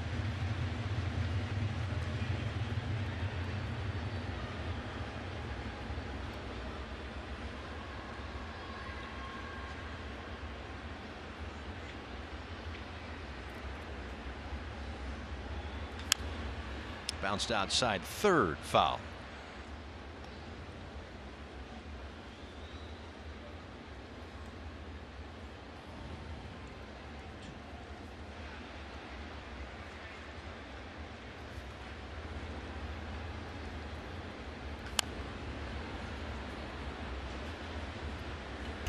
All right, so let's take a look at this. There's some happy Yankee fans, and then there's some sad Yankee.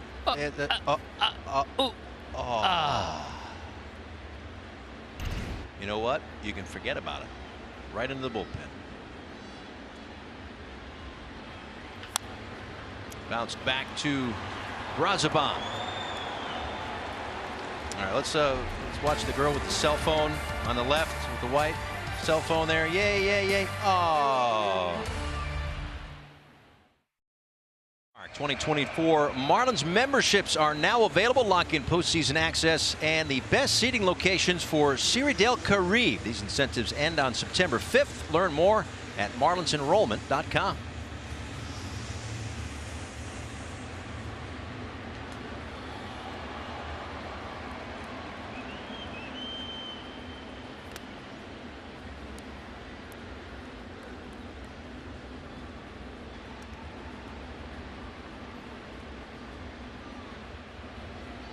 Ball and no strikes to Josh Bell. He's reached base twice, once on a base hit, once on a fielder's choice.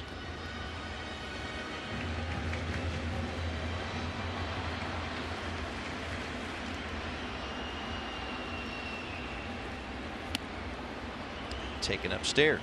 Well, he gave a guy like Garrett Cole a 6-run lead, and he's working the way he has, and we talked about it earlier, his 100th career start as a Yankee, and his record as a Yankee coming into this one 46-22. He had one of his rougher outings of the year. There have been many, of course, but a loss on Monday night in Chicago. Still went 7 but gave up 4 innings, so not a quality start. It was the 3rd time this season he struck out 3 or fewer, but in his previous 11 starts, a .233 ERA, 78 strikeouts and 12 walks. And it looks like, at least to this point, that he is back on track today. No, as you brought up earlier too, he signed that big contract, and it's taken him a year or two to settle in. The first year he had as a Yankee was the COVID year, 2020. Hard to really find out too much about Yankee fans and how they're going to react to you that year.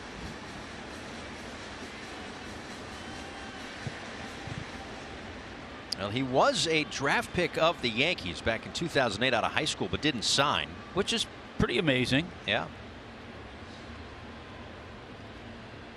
But ultimately, at the end of the day, a first overall pick by the Pirates in 2011 out of UCLA. So he was, I think we look back to 28th pick. He was drafted in the first round. Right. But the 28th pick out of high school. Went to high school in Southern California. Yankee fan growing up. And the brother-in-law of Brandon Crawford, shortstop for the San Francisco Giants. They grew up, went to high school in Orange, California. I'm trying to figure out how the Yankee fan thing came. I mean, that happens when you get a 9-year, $324 million contract. Very easy to say. I've always been a Yankee fan. Well, I mean, here, this is my guess, just guessing. Okay. But so born in 1990. All right. So let's say he's 6 years old. They win a World Series. He's 8 years old. He's 9 years old. He's 10 years old. They win a World Series. That's all he remembers. You know, they're always out. And the team down the road, the Angels, not too much. Yeah. By the time the Angels had one in 2002, he already had 4 championships under his belt. But baseball was a little harder to find on a regular basis. You'd have your Saturday national games, Sunday night national games, and then the postseason. And the Yankees were always there in the postseason.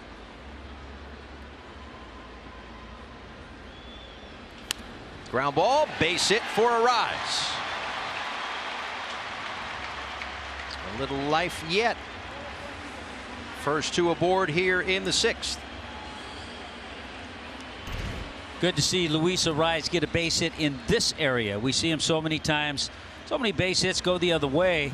But he had the opportunity. Nice little hole open on the right side. Got that pitch, turned on it, and picks up his second hit of the afternoon.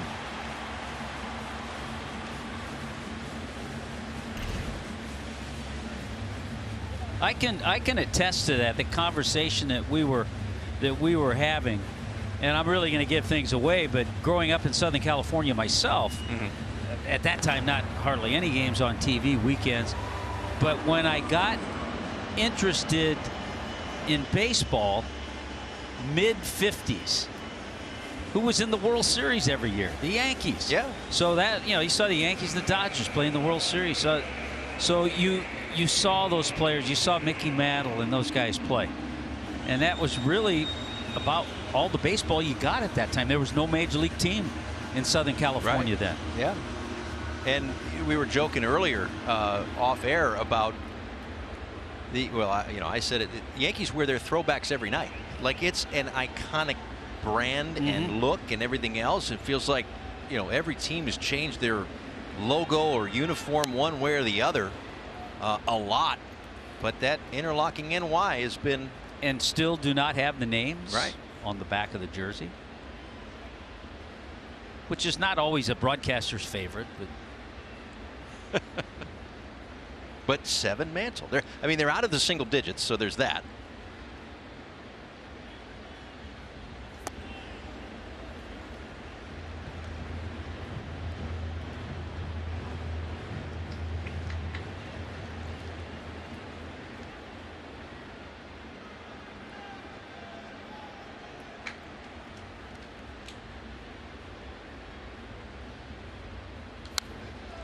Fouled away. Back in the 3rd inning, when the Marlins had runners at first and second, nobody out, they were able to cash in 1 run. Certainly down 7-1 here. They need to cash in a little more than that.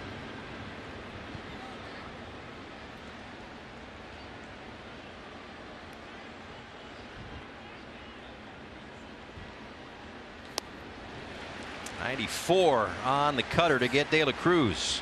His 6th strikeout, 1 away here in the 6th inning. Yeah, it's another pitch in that arsenal. I mentioned it a few innings ago that really over the last couple of years he's incorporated a little bit more, the cutter.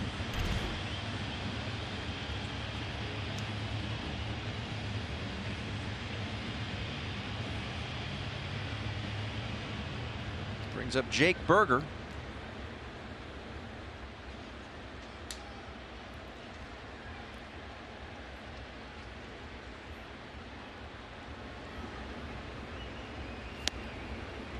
And there's a strike. And if Cole completes this inning, gets through the 6th, it'll be the 20th time, 20 out of 25 starts, that he will have gone 6 or more innings.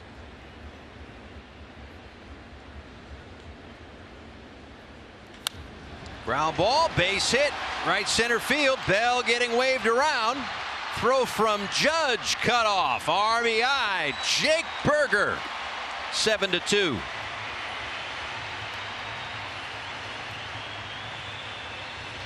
You know, when you don't see a hitter a lot, and I did not know a lot about Jake Berger until this trade, you watch and you see how he approaches, and well, I tell you, he has a solid approach and swing, gets base hits all over, and this time goes the other way to pick up this RBI hit.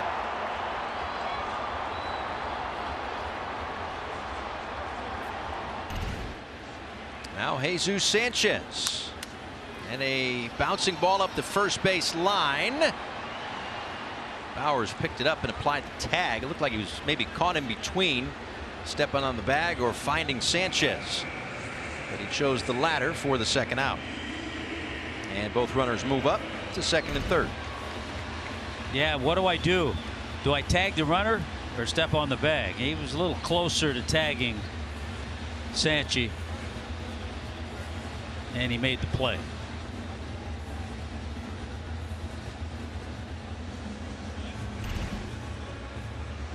Done a pretty good job, Jake Bowers, in filling in for Anthony Rizzo, who is dealing with some concussion issues and on the IL right now.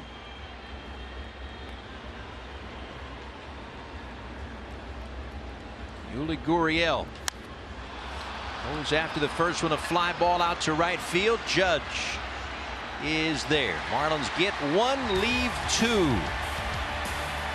7th inning coming up. 7th inning, Huáscar Brazoban staying out there for his 3rd inning of work.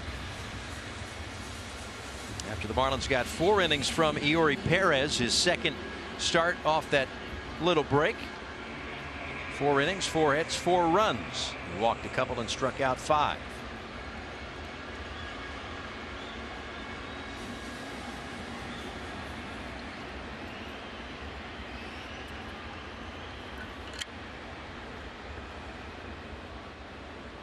Try to keep the Yankees off the scoreboard this half inning. Gleyber Torres in full take mode there. I didn't even think he was in the batter's box when that pitch crossed home plate. Nothing in 1. The Yankees have scored in every inning today except the first. Didn't score at all yesterday, but between Friday and today, 15 offensive innings, the Yankees have scored in 9 of those innings. Ball just outside, 2-1.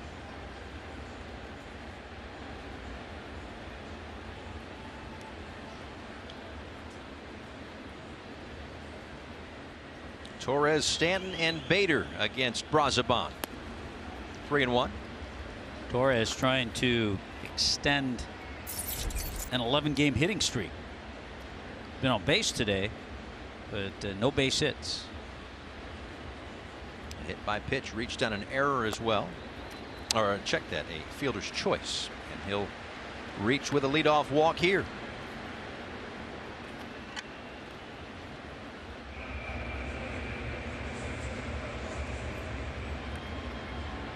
Third walk for Brazoban, and it brings up Stanton. Yeah, it's funny. Brazoban has those games. He had that game the other night. He walked 3. Then he was able to 3 in a row, if memory serves me correct. And then he was able to put it together.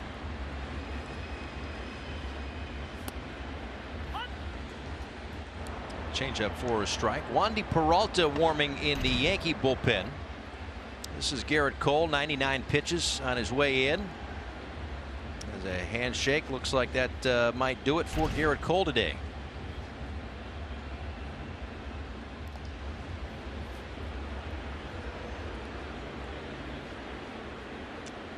Thing of it is, the Yankee bullpen's been very good. Lowest ERA in the American League.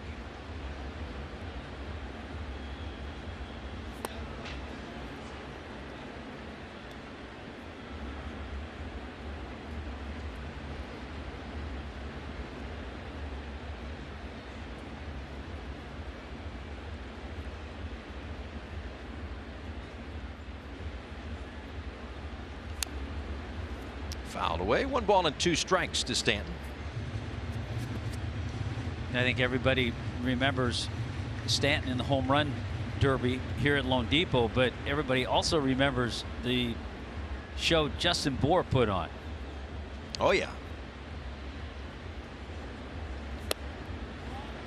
Down and in. 2 balls and 2 strikes. A famous break too, and brought out a little Gatorade and a donut. A little sugar rush.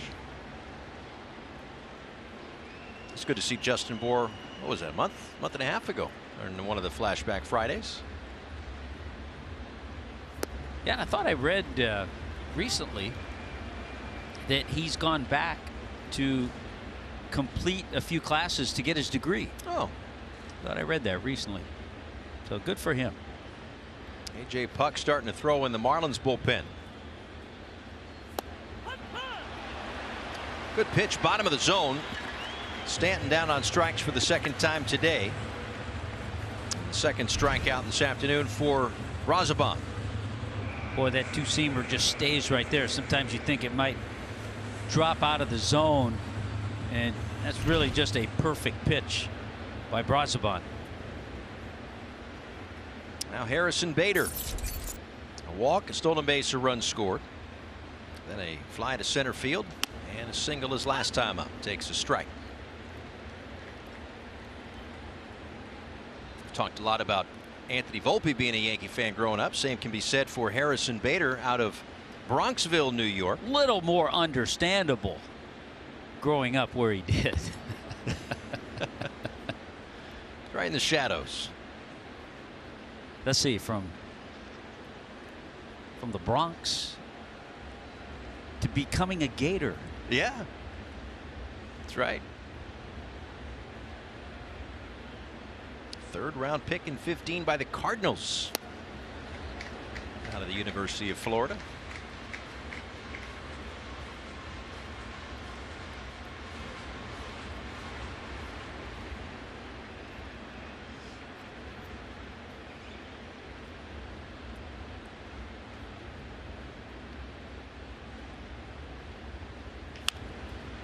Bouncer to 3rd, but foul. Now word from Estrella.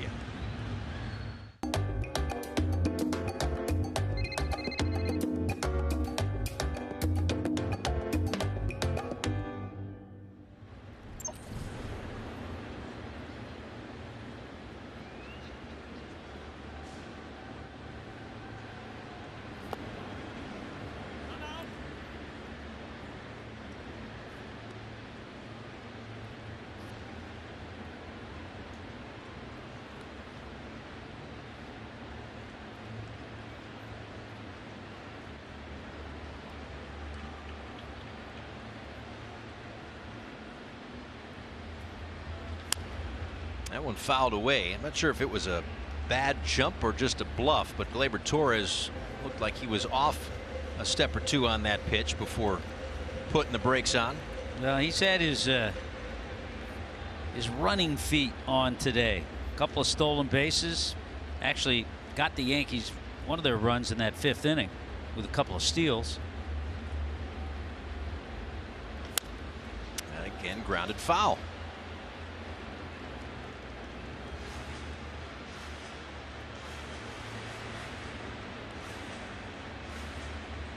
.56 pitches for Brazoban, the most he's thrown in a game this year.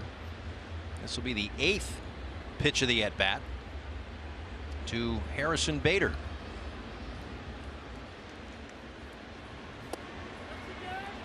And he went around, really tied him up. Torres ends up on second base with a steal, his 2nd of the day.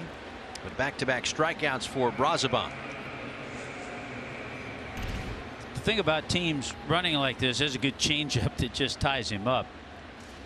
With teams running, especially the Yankees running the way they have today, what's that, stolen base number 3 today? 3 for Torres. That's 5 for the team, 5 all together. Quickly other teams find out. So you know Houston, they don't run a lot, but you know they know they're going to be able to run. And so you really have to be careful and try to stop that running game.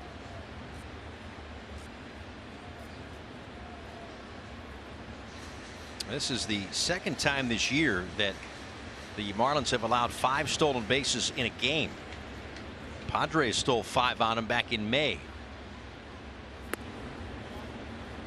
Padres the back end of the next road trip as well. So this tough schedule for the Marlins continues, wrapping things up with the Yankees today. Astros come to town, as Hutch just mentioned. Then it's off to Los Angeles for the Dodgers and Padres. That one taken low. 3 balls and no strikes to Billy McKinney.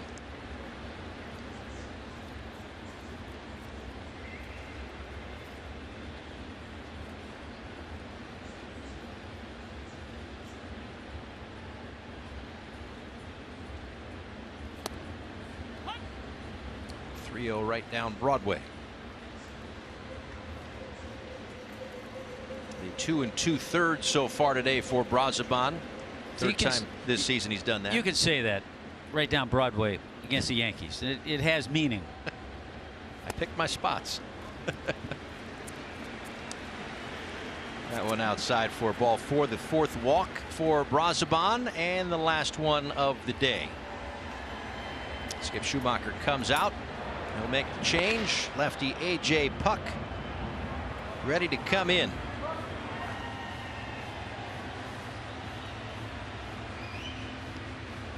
Marlins will make a pitching change here in the 7th inning. Florida Lottery caught to the bullpen. 7-2 the score. Pitching change. Be their 3rd pitcher of the day as A.J. Puck is on to work. His numbers on the season in this his 41st game.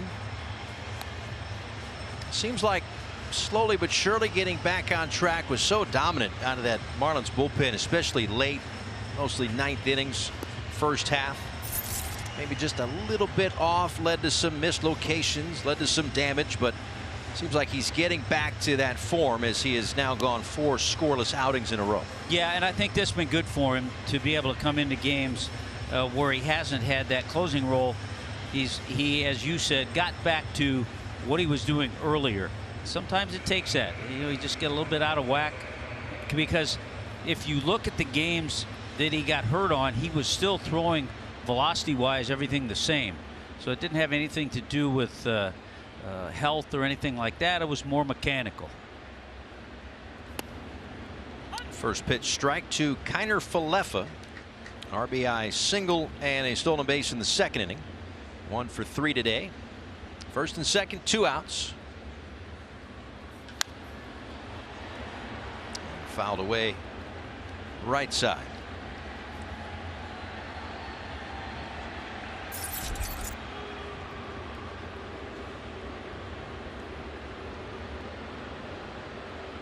Yankees have scored in 5 straight innings. Puck trying to end that right here. 2 on, 2 out, 0-2 count. And we'll do it again.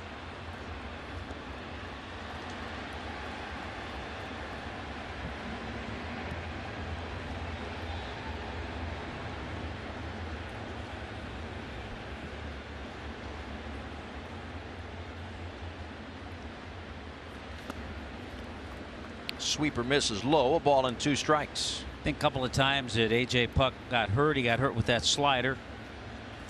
It was getting a little bit too much of the plate.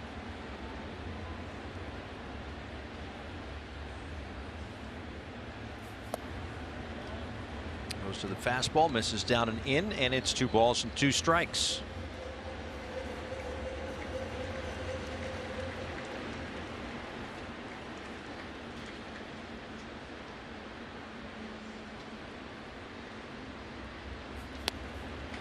And Puck dials up 97, gets the strikeout, leaves a pair. 7th inning stretch brought to you by Baptist Health. Welcome back from the 7th inning stretch, brought to you by Baptist Health. Paul Severino, Tommy Hutton, Jessica Blaylock, rest of our Bally Sports crew with you. It's been a really fun weekend. Yankees in town. They, of course, always travel well. 30,000 Friday, 33,000 on Saturday, and 35,000 today. That's our Toyota Trend. Third largest non-opening day crowd in the history of the ballpark, and the 100,001 in a 3-game series, the largest attendance in a 3-game series in the history of the ballpark. So this has been it's been great. It's been a wonderful life inside the ballpark, and hopefully, as the Marlins are well within reach of a wild card berth, we see much more of this in the final few weeks of this regular season. John Birdie's going to pinch hit here, leading things off in the 7th inning. Speaking of that wild card in the last few weeks, Marlins are a half game out with the Cincinnati Reds. The Chicago Cubs, who've played great in the second half, have that wild card 3 spot right now. But you know, the Giants may be faltering a little bit, and we got the Astros coming to town. Framber Valdez, Braxton Garrett, your 2 starters. Coverage begins at 6. A 6:40 first pitch. Well, if you want to have some fun, and fans can do this with Peralta in the game now and John Birdie pinch hitting. Phillies are playing good. Looks like they're looking pretty good for that 1 wild card spot. The Giants, okay, but now you've got Cubs, Reds, Marlins. Those 3 teams, one of those 3 teams is going to get in, and who knows, maybe even the Diamondbacks. They're 3 out now. So if you want to have some fun as a fan, that's what you do. You watch those games, you see who those other teams are playing, you come out, you root for your team, and you'd love to have fans who've come to this series, maybe not being a Marlins fan, that they've come and had a great experience at Lone Depot Park watching games in this atmosphere.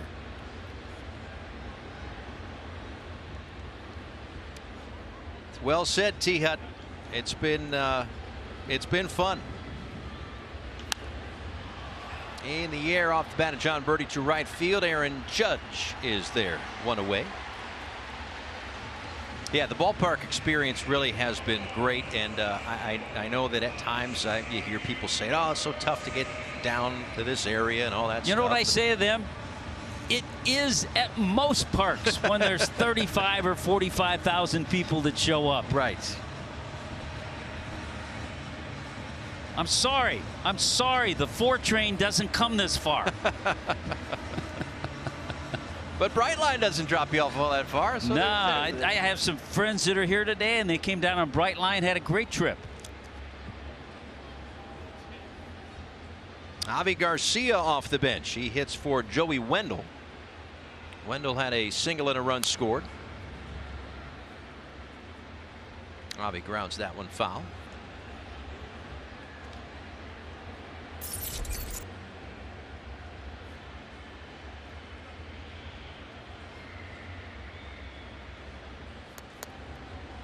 Now taken outside.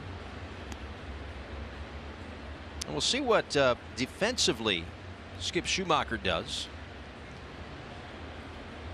because now Gurriel, the first baseman, is out of the ball game. I would imagine you don't lose your DH with Josh Bell going to first base. Could you maybe move Arise over there?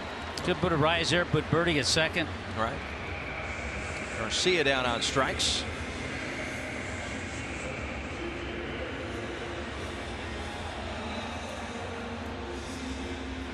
Guess we are wondering why Gurriel is pinch hit for.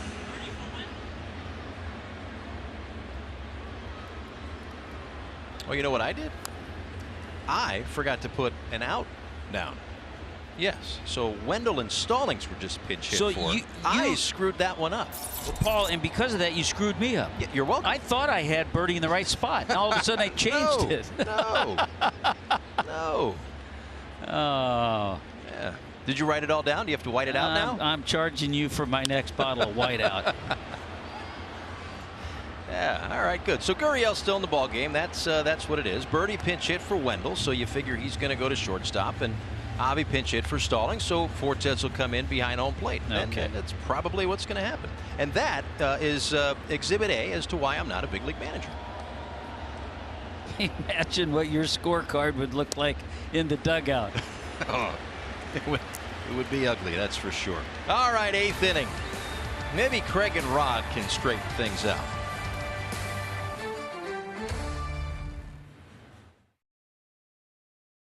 For our post-game show as well. This big crowd took us a little while to get over to the seats, which has been fun. As the guys were talking about, it has been a very exciting weekend. You would have liked to see the Marlins play a little better on the front end and the back end of these games with these big crowds, but a great buzz in the building, and you can only hope for more as this season gets more and more interesting, you hope, for the Marlins. Well, 100,000 people in the building here over the course of the weekend, and I'm just happy that Marlins fans and Yankees fans got a chance to see some good baseball. Absolutely, guys. We'll see you on the post-game show coming up in just a bit, but it is great to see baseball being enjoyed here and everybody loving Lone Depot Park. It absolutely is. Let me ask you, Rod, while we've got you, how about Jake Berger? It's been an offensive standout today with a couple of hits. You know, after the day off and in this series, we've seen him maybe tail end of the road trip as well. What have you noticed about him at the plate or even at third base where he's kind of been impressive defensively? Well, first of all, Skip Schumacher gave him a day off to kind of reset and recharge his batteries after flying from, Cincinnati. Then you have to go all the way back down to, White Sox, and you got to go all the way back down to where we were playing at. And so he was kind of a little bit gassed, but I think the day off recharged his batteries, and he's just doing what he did in that White Sox uniform. A lot of hard contact, and he's a very underrated defender and a very good base runner. He's got quietly some pretty good speed. Yeah, it's been fun to watch as he continues to settle in. This will be a fun finish to the season in his new uniform. Gentlemen, we appreciate it. We'll hear from you after the ball game as A.J. Puck delivers to Anthony Volpe, and a strike at the bottom of the zone. Got him with a fastball. And A.J. Puck has a couple of strikeouts. Well, as expected, John Birdie stays in the ball game at shortstop, and Nick Fortes behind home plate. That's a good point that Rod made, because one of my sources on Jake Berger was that he had some nice sneaky speed. Well, somebody just got thrown out. Not sure who it was. Well, Volpe was the one who got called out, so I don't know if it was him.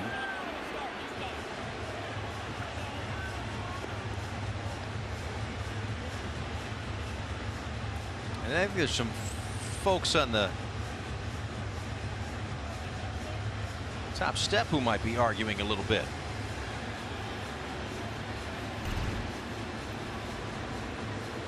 So that's the last pitch. Bottom of the zone. I mean, we've seen worse this weekend. We saw a pitch yesterday called a ball. It was like that, and it's a strike either way, both ways. And Aaron said something, but I don't think Boone was the one that got ejected. No.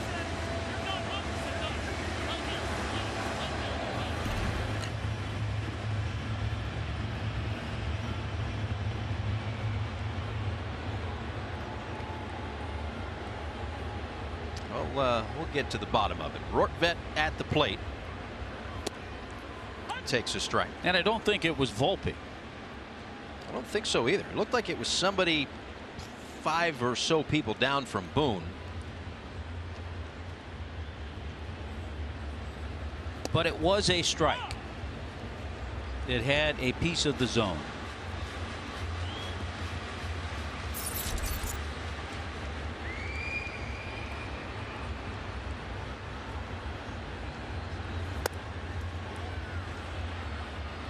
Misses down and away.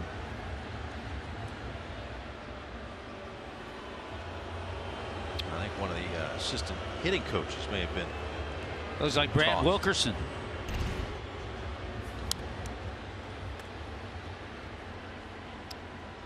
And Brad Wilkerson, part of that coaching staff. Matt Blake, the pitching coach. Sean Casey was added to that coaching staff as well, just right around the All-Star break as the hitting coach. Rortvedt down on strikes, and A.J. Puck has faced 3 and struck them all out. This is just great for the confidence of A.J. Puck, and a terrific pitch slider to get the left-handed bat of Rortvedt. You think if Sean Casey were to get ejected, he could throw that on his MLB Network resume? He might be too nice to be thrown out of a ball game. The mayor. The mayor. He's the mayor. Jorge Lopez warming in the Marlins bullpen. But this has been an impressive outing so far for Puck. 3 batters, 3 strikeouts, and now facing a guy who has struck out 4 times today, Jake Bauers. And if my memory, I've been trying to track his strikeouts. I believe he has struck out on 4 different pitches: a fastball, a slider, a changeup, and a curve. So it's been that kind of day for Bauers.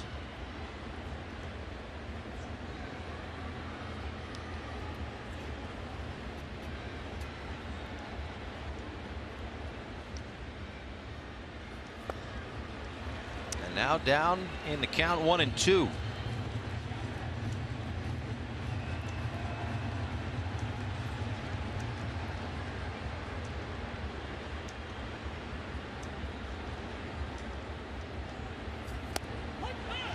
And down looking.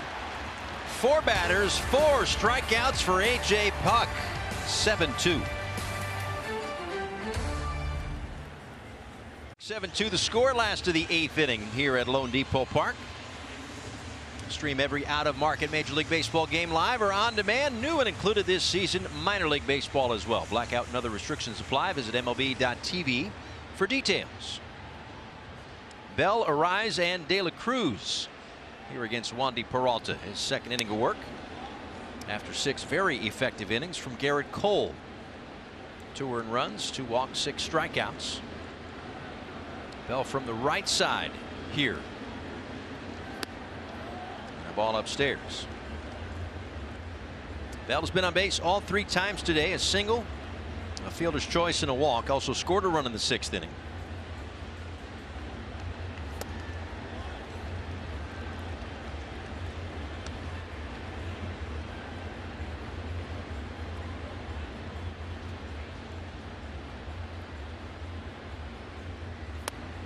Now, people have asked me, I don't know, you may have heard the same question about why don't you see more switch hitters in baseball? It's not easy.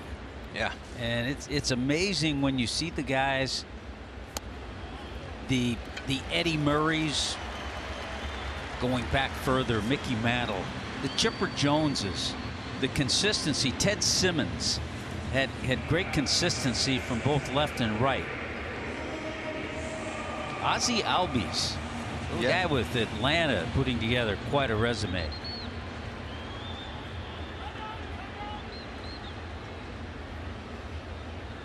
That'll bring up Luis Arise, and while there's a little meeting on the mound, we'll check with Jessica Blaylock.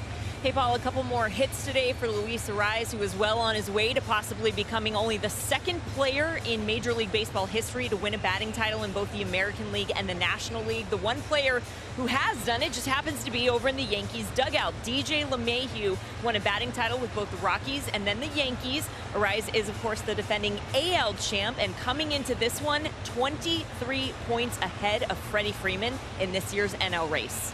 Yeah, so potentially looking at some Major League Baseball history.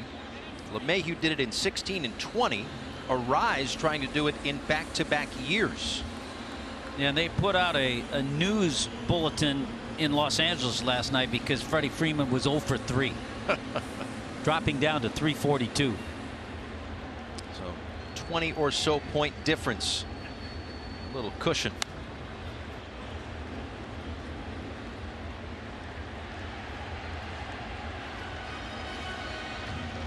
And trying to pick it back up in August. We talked about at the beginning of the game. Came into this one for the month hitting .222. But looking good today with his 2 hits. His 46th multi-hit game as they check on Bell at first base. Speaking of Freddie Freeman, he's got 48 multi-hit games, and Ronald Acuna Jr. with 50 leading Major League Baseball.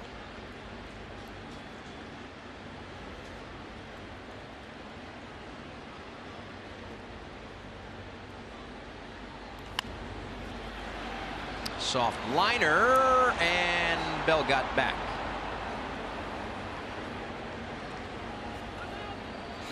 Now word from Baptist Health.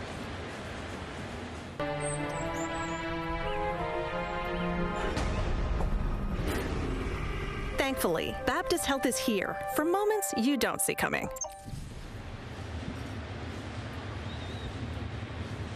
So Aaron Boone out to make a pitching change. With 1 out in the 8th inning and 1 on. Brian De La Cruz coming to the plate. We'll be back. Valley Sports is brought to you by your South Florida Hyundai dealers. By Leon Health, the exclusive Medicare Advantage plan for Leon Medical Centers. By Pepsi Zero Sugar, Zero never tasted so good. And by FPL. Learn how FPL is investing in the future of Florida at FPL.com/value. Back inside Lone Depot Park, last of 3, Yankees and Marlins. Huge crowd, over 35,000 on hand. Waiting for the Marlins to mount a little rally. Running out of time, though. 1 out in the 8th inning as Keenan Middleton comes in out of that Yankee bullpen. One of their deadline acquisitions. Got him from the Chicago White Sox. Yeah, saw him for an inning yesterday. The game pitched the 8th inning. Yeah, the Yankees were relatively quiet during the deadline.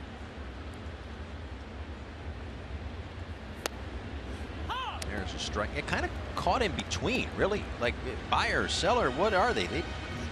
They knew, I guess, but just kind of held course.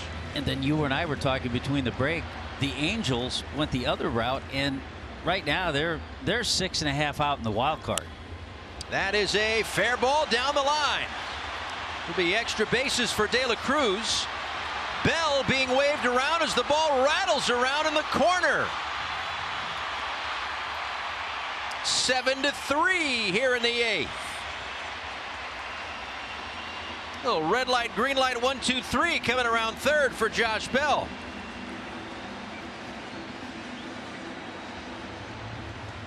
First of all, terrific swing by De La Cruz. Takes this high fastball about middle in and just yanks it down that left field line. Little trouble for McKinney down there. He kind of overruns it. And I really liked the job that Griffin Benedict, third base coach for the Marlins, who's kind of new to that role. He's been there about a month now, filling in for Jody Reed. He had the stop sign up.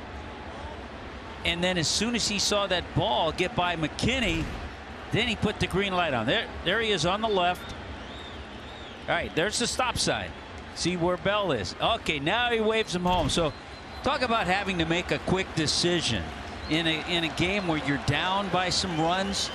Good job by Griffin Benedict over there.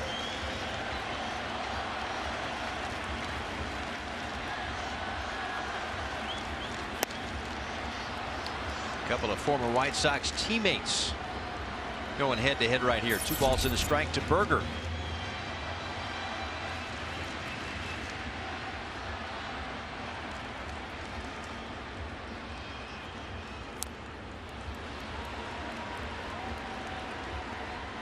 Just got a piece of that one. So 2 and 2. So it's a double for De La Cruz.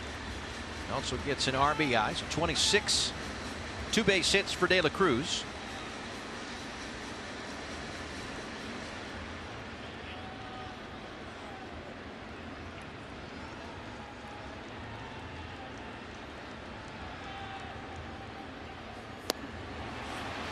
Goes to the changeup to get the strikeout. 2 away. We saw that a little bit last night from Middleton. He has that good changeup, and that was a good one to strike out Berger. Really good Yankee bullpen. The ERA is first, the WHIP the best. Opponent batting average of just .215, and they don't give up a lot of extra base hit and slug and things of that nature. The best OPS as well. Put it this way, they had a really ugly day the other day, right, in Chicago. 9 earned runs and 11 hits out of this Yankee bullpen. But even with that, since the 17th of July, a .284 ERA.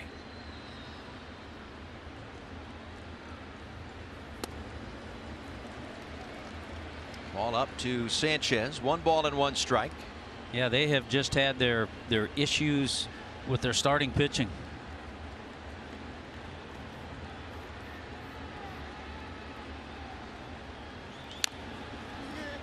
Up The first base line stays fair. And Middleton flips to first. Marlins get one. Well, the Marlins trail heading to the ninth. Sports is brought to you by Estrella Insurance. Why pay more for car insurance? Call today. By VW of South Florida, visit VWFlorida.com. And by Toyota, visit your local Toyota dealers today. Toyota, let's go places. Ninth inning in the last of a 3-game series, Yankees and Marlins. Homestand continues tomorrow with the World Series champion Houston Astros coming to town. As Jorge Lopez takes over, a guest today on the Marlins Live pregame show with Craig and Rod. Appreciate his time spent with the guys today. Pitching in his 44th game this year. Of course, a deadline acquisition from the Minnesota Twins, swapped for Dylan Floro. Kind of a nice pickup, a guy who back in 2022 was an all-star, had 23 saves that year, 19 as an Oriole. Facing Aaron Judge. Yuli Gurriel is there to make the catch, and there's one away.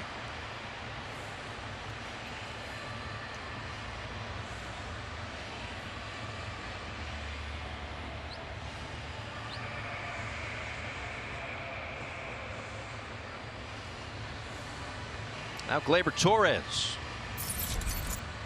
Been on base 3 times today, and he has made the Marlins pay. Pretty much created a run in the 5th inning as he reached on a fielder's choice, stole second, stole third, and scored on a wild pitch.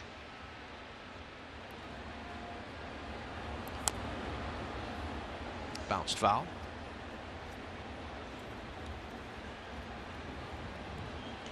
I think it's one of the things you don't plan too much for. When you play the Yankees, you're not thinking they're going to steal 5 bases against you. No. Try to keep him in the ballpark, but they got to try to keep him off first base. Towards center. Jazz is there. And a couple of quick outs. And for one final time in the series, Giancarlo Stanton will step in.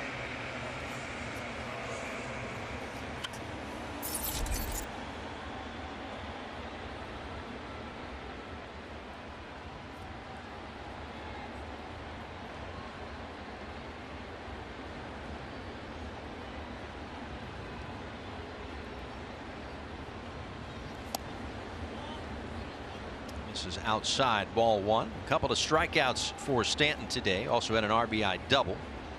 Walked and scored a run in the 5th.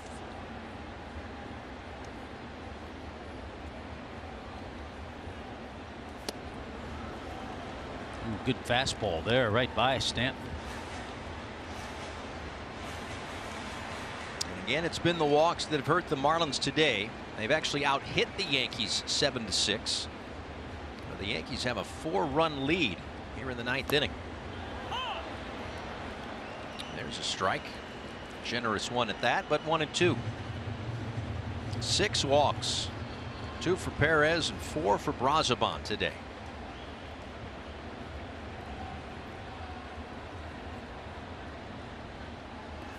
Yeah, I think kind of a mixed bag for Yuri Perez, similar to the Cincinnati start. Had base runners, had to deal with base runners every inning that he was out there. Wasn't the sharpest with his control.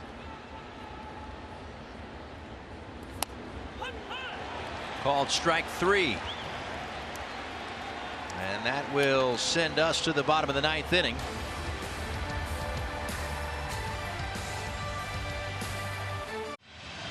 Facing Clay Holmes, down 7-3. Numbers for the Yankee closer. His 48th game of the season. ERA just a tick over 2. Will be the bottom of the Marlins order. Gurriel, Birdie, and Fortes who stayed in the game after Jacob Stallings was pinch hit for back in the 7th inning. Well, those numbers for Holmes fall right in line with the way the rest of that bullpen is pitched. And he's been tremendous at the back end. Gurriel 0 for 3 today.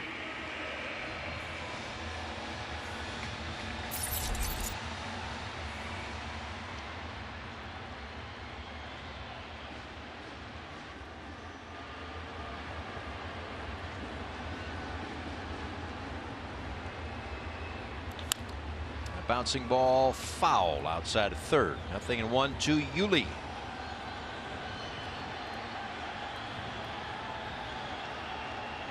Again, Marlins stay home. They get the Astros starting tomorrow. Braxton Garrett and Framber Valdez, your 2 starting pitchers. Yankees will head north a little bit and take on the Atlanta Braves. So I hope we see Jorge Soler back in the lineup against the lefty Valdez. Yeah, a couple of days with a stomach bug for Soler.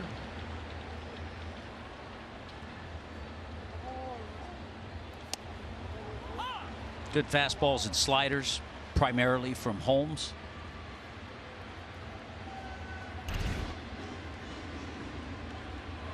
Some room on the outside part of the plate. A little room out there.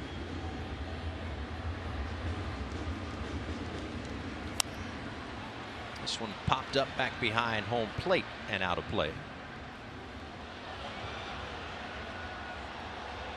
Yeah, right now the Astros in Houston trailing the Angels 2-1. In the 8th inning, one of those runs from the Angels, home run number 41 by Shohei Ohtani.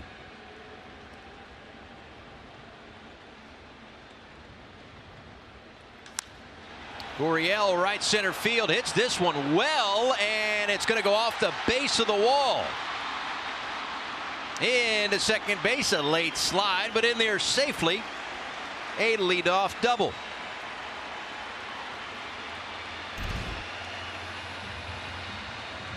Well, you think in different situations, Gurriel probably thinking, I would love to have done that back in the 6th inning with runners on, but absolutely stings this one, and love that swing of Yuli Gurriel into right center. And you're right, a late slide. I think he thought he had a little more time than he did. Good throw in from center.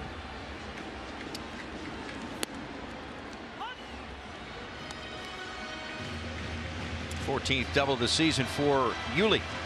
Yeah, the Marlins, amazing, have out hit the Yankees 8-6, but it's one of those games they're 2 for 10.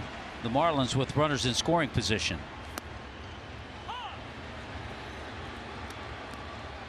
And it's been a problem for the Marlins in the second half, entering play at just 185 with runners in scoring position.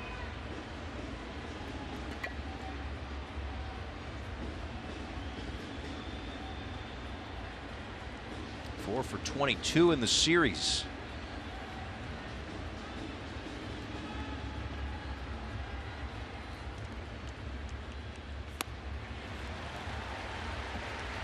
Already down on strikes, 1 away.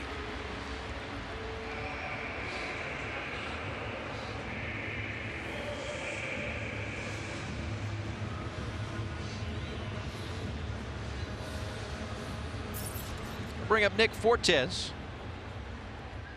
His first at bat.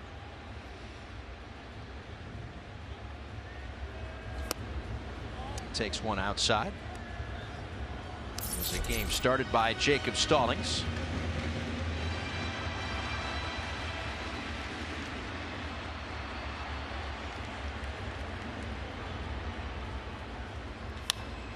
Up the middle, and Volpe gets to it. Fortes beats it out.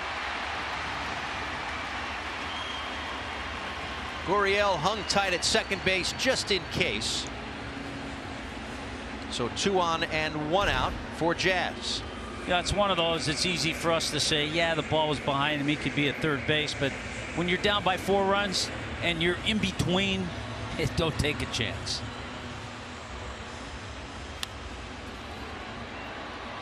Once he took that 1 step back, the best decision he made was to stay there. Well, here's Jazz. Down and in.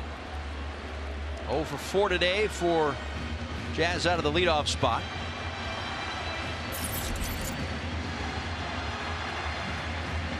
And it looks like maybe an equipment malfunction here for Jazz. Something wrong with the helmet. All right. Get helmet B. Get the one that has the 3-run jack in. Did he say it was not my helmet? Whoops.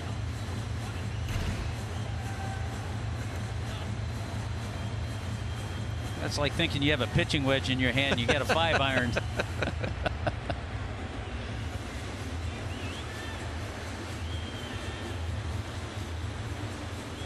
Spoken from experience. You hit that 5-iron flush, didn't you?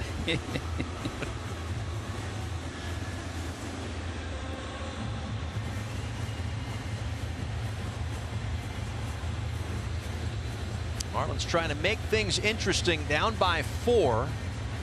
Tying run still on deck, but running out of time. Gurriel with the leadoff double at second. Fortes the infield single at first. 2 balls and no strikes to Jazz. All right, Jazz, pick out a good one then right here. This is where you want to just zone in on a good fastball that you can drive. It's okay, got the slider. You take it.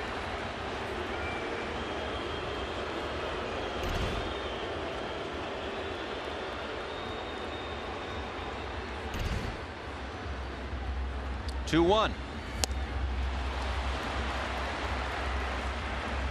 Trying to get the Marlins to within a run. Got a better slider on the 2-1 pitch. Now your job as a hitter is just to try to put it in play, make something happen. 2-2 from Holmes. Good take. Holmes was expecting a swing on that pitch.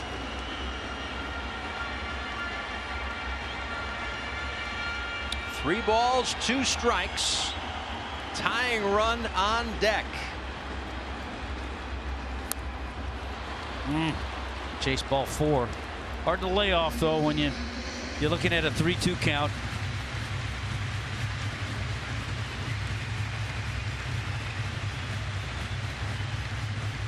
You want Bell to hit, and you'd love him to hit with a chance to tie it. 3-2. Inside. Jazz works the walk, and they are loaded for Josh Bell.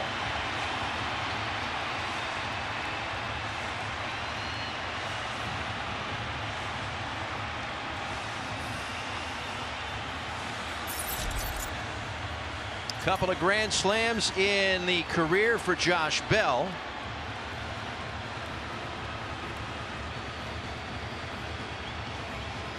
Pitching coach Matt Blake out to talk with Clay Holmes. There's always a time to have the perfect swing. The Marlins are the only team in the major leagues without a grand slam this year. Be a good time to get into that grand slam column. And if nothing else, just extend the game somehow to get a rise to the plate. Point being, it's a good spot in the order for the Marlins.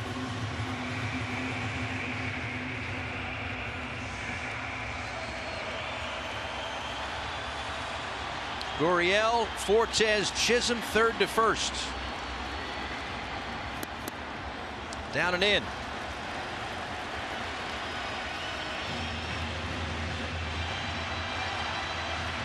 Marlins with 30 comeback wins. Inside, 2-0.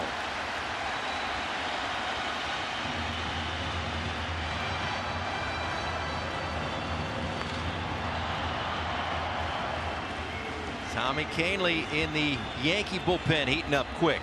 2-0. Here it comes. Ground ball knocked down by Holmes. Throws to first, and he throws it wide. 2 runs will score on a tapper back to the mound. 7-5.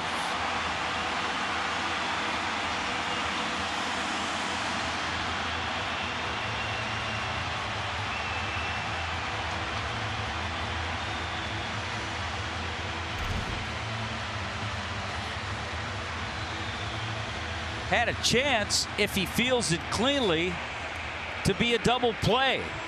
After the bobble, Holmes then chases it down and throws it away.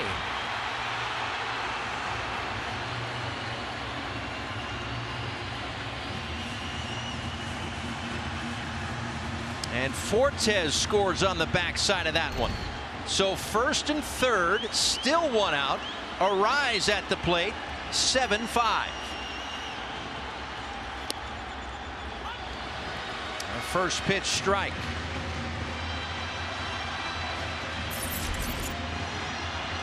Couple of hits today for Arise, who is 1 for 2 with a walk career against Clay Holmes.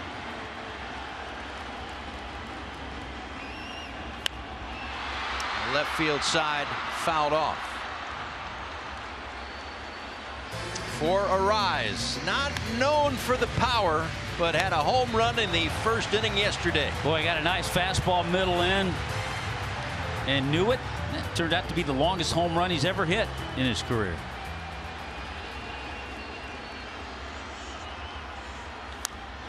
Fair ball down the line. That'll score one.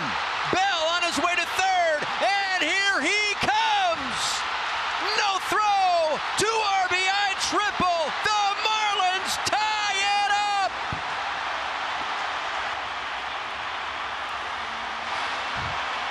All those New York fans on Brightline headed to Boca. They wanted the brakes put on. They want to come back. What a comeback so far.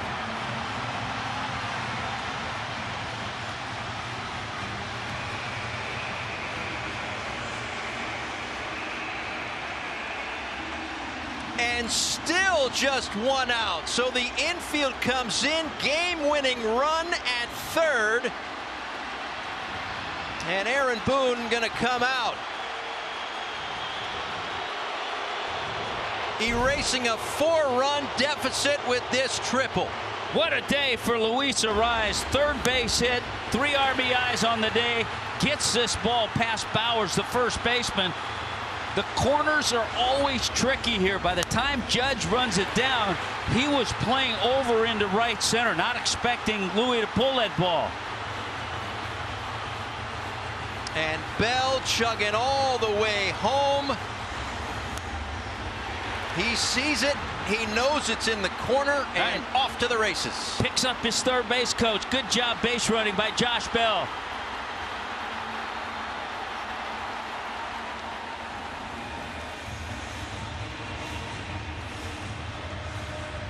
Woo! I have chills. So do we. I'm glad you stayed. Oh, I'm glad you stayed.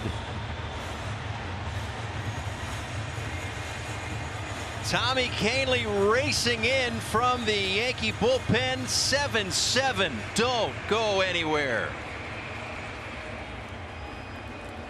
Things up. That brings up Brian De La Cruz. Tommy Kahnle is on the hill. Yankees have a 5-man infield and just 2 in the outfield, with Bader in left center, Judge in right center. Kahnle delivers to De La Cruz, and that's ball 1. Yeah, we have seen this move employed a few times over the years. In this situation with 1 out, infield all is in, and an extra infield. 5 infielders and just 2 in the outfield.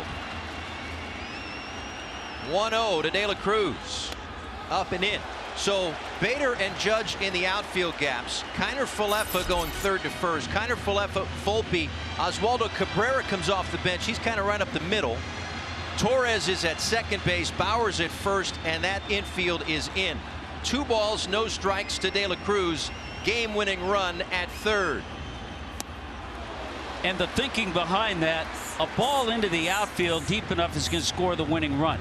And yes, with the new shift rules this year, you can do this. You can bring an outfielder in to fill one of the gaps in the infield. Robertson up in the Marlins bullpen. Low, ball 3. Yeah, the rules stipulate you just have to have at least 2 on each side of the infield. Stay within slam range. That's what Skip has said all season long. Down 4 runs going into the 9th. Ball 4 outside, and it brings up Jake Burger.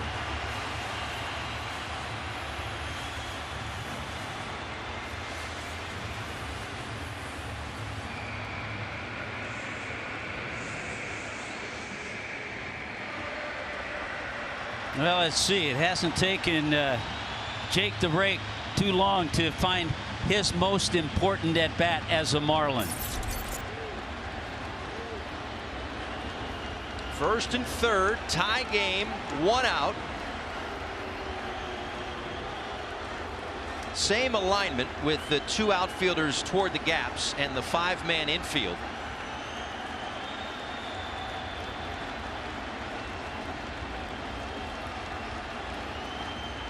$35,000 all standing.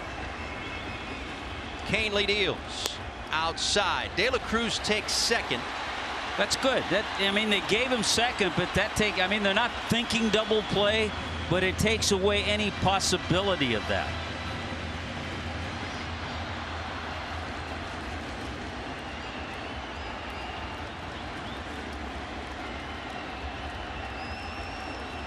(1-0).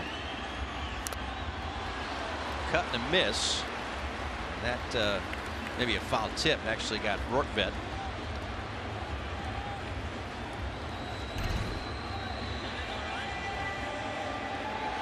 Yeah, get him on that right knee.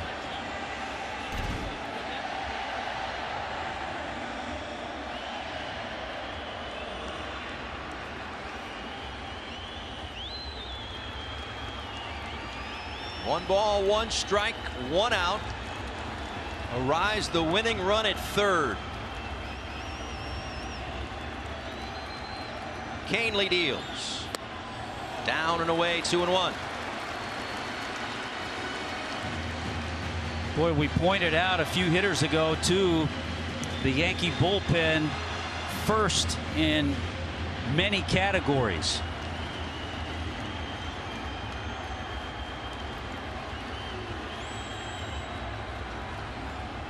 (2-1). That is gonna do it. Jake Burger is the hero. The Marlins come all the way back. 8-7. It's a Marlins win.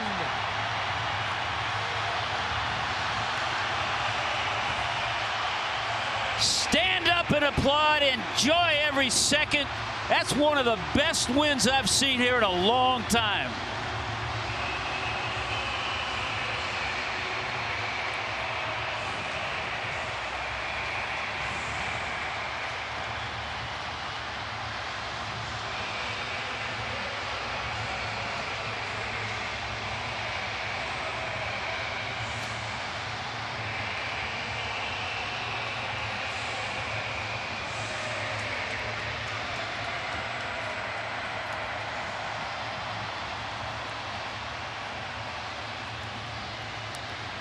Down 7-3 going into the 9th inning. Kept quiet the first 6 innings from Garrett Cole, the front runner for the AL Cy Young. The Marlins get to Clay Holmes, who had an ERA of 2 coming in. And Jake Burger is the hero today, and he's downstairs with Jessica Blaylock. Paul, thanks so much, Paul. Jake, unbelievable comeback. How would you describe the thrill of providing that walk-off victory for your new team? Yeah, I mean, it started with Yuli. No, it started with Yuli hitting that double, and, you know. I knew it was going to happen no matter what. I knew that one was coming no matter what. Yeah, but, you know, since I've been here, I've been talking about how resilient this group is. And, you know, we saw it firsthand here. And, you know, it's just next man up and then keep going. When could you feel the momentum start to shift in that 9th inning? Yeah, I mean, right when Yoli hit that double, you know, I think me and Joey Wendell looked at each other and were like, hey, something's brewing here. You know, so let's just keep working and see what can happen. You talked about the importance of that off day, what it meant to you to maybe hit the reset button a little bit. Then in this series against the Yankees, 7 hits. How did you feel overall in this series? Yeah, I felt great. You know, felt like I was controlling the zone really well, controlling my movements, and you know, my wife and Brooks. Hey, when you deliver a walk-off win, you don't just get 1 Gatorade bath, you get 2. Oh my God, I'm soaked. Totally worth it though, right? Oh, every time. And of course, it's always Jazz. One last question for you. There are a lot of people in this ballpark, a lot of fans in the stands, a lot of Marlins fans here in this stand. You look around and you see them. What do you want to let them know about the energy they brought to you and the way that you were able to feed off of them in this comeback? Yeah, it was electric, you know. Fans here just going crazy, and you know, we feel that in the box, on the mound, in the field. So you know, let's keep it going and keep that energy going. Welcome to Miami, Jake Berger. Guys, back up to you. Wow, what a win, what a game. Marlins take 2 out of 3 from the Yankees. A crucial series. They all are at this point of the season. Down 4 runs going into the 9th inning, down to their final few breaths. They fight back, score 5, and win it 8-7 against the best bullpen in the American League. Wow. All right, Craig, you're up. Yeah, I don't know what we're going to talk about on the post game. We'll come up with a couple of things, I guess. Paul, thank you. Wow! Can you believe it? 5 in the 9th, huge game for Miami. Win the series in as dramatic a fashion as it gets. To do it like this in front of 35,000. By the way, they're only 1-3 with crowds over 30,000 here. And they sent all the Marlin fans home happy. Look at Bruce Serva, the owner, high-fiving. Post-game wrap up next.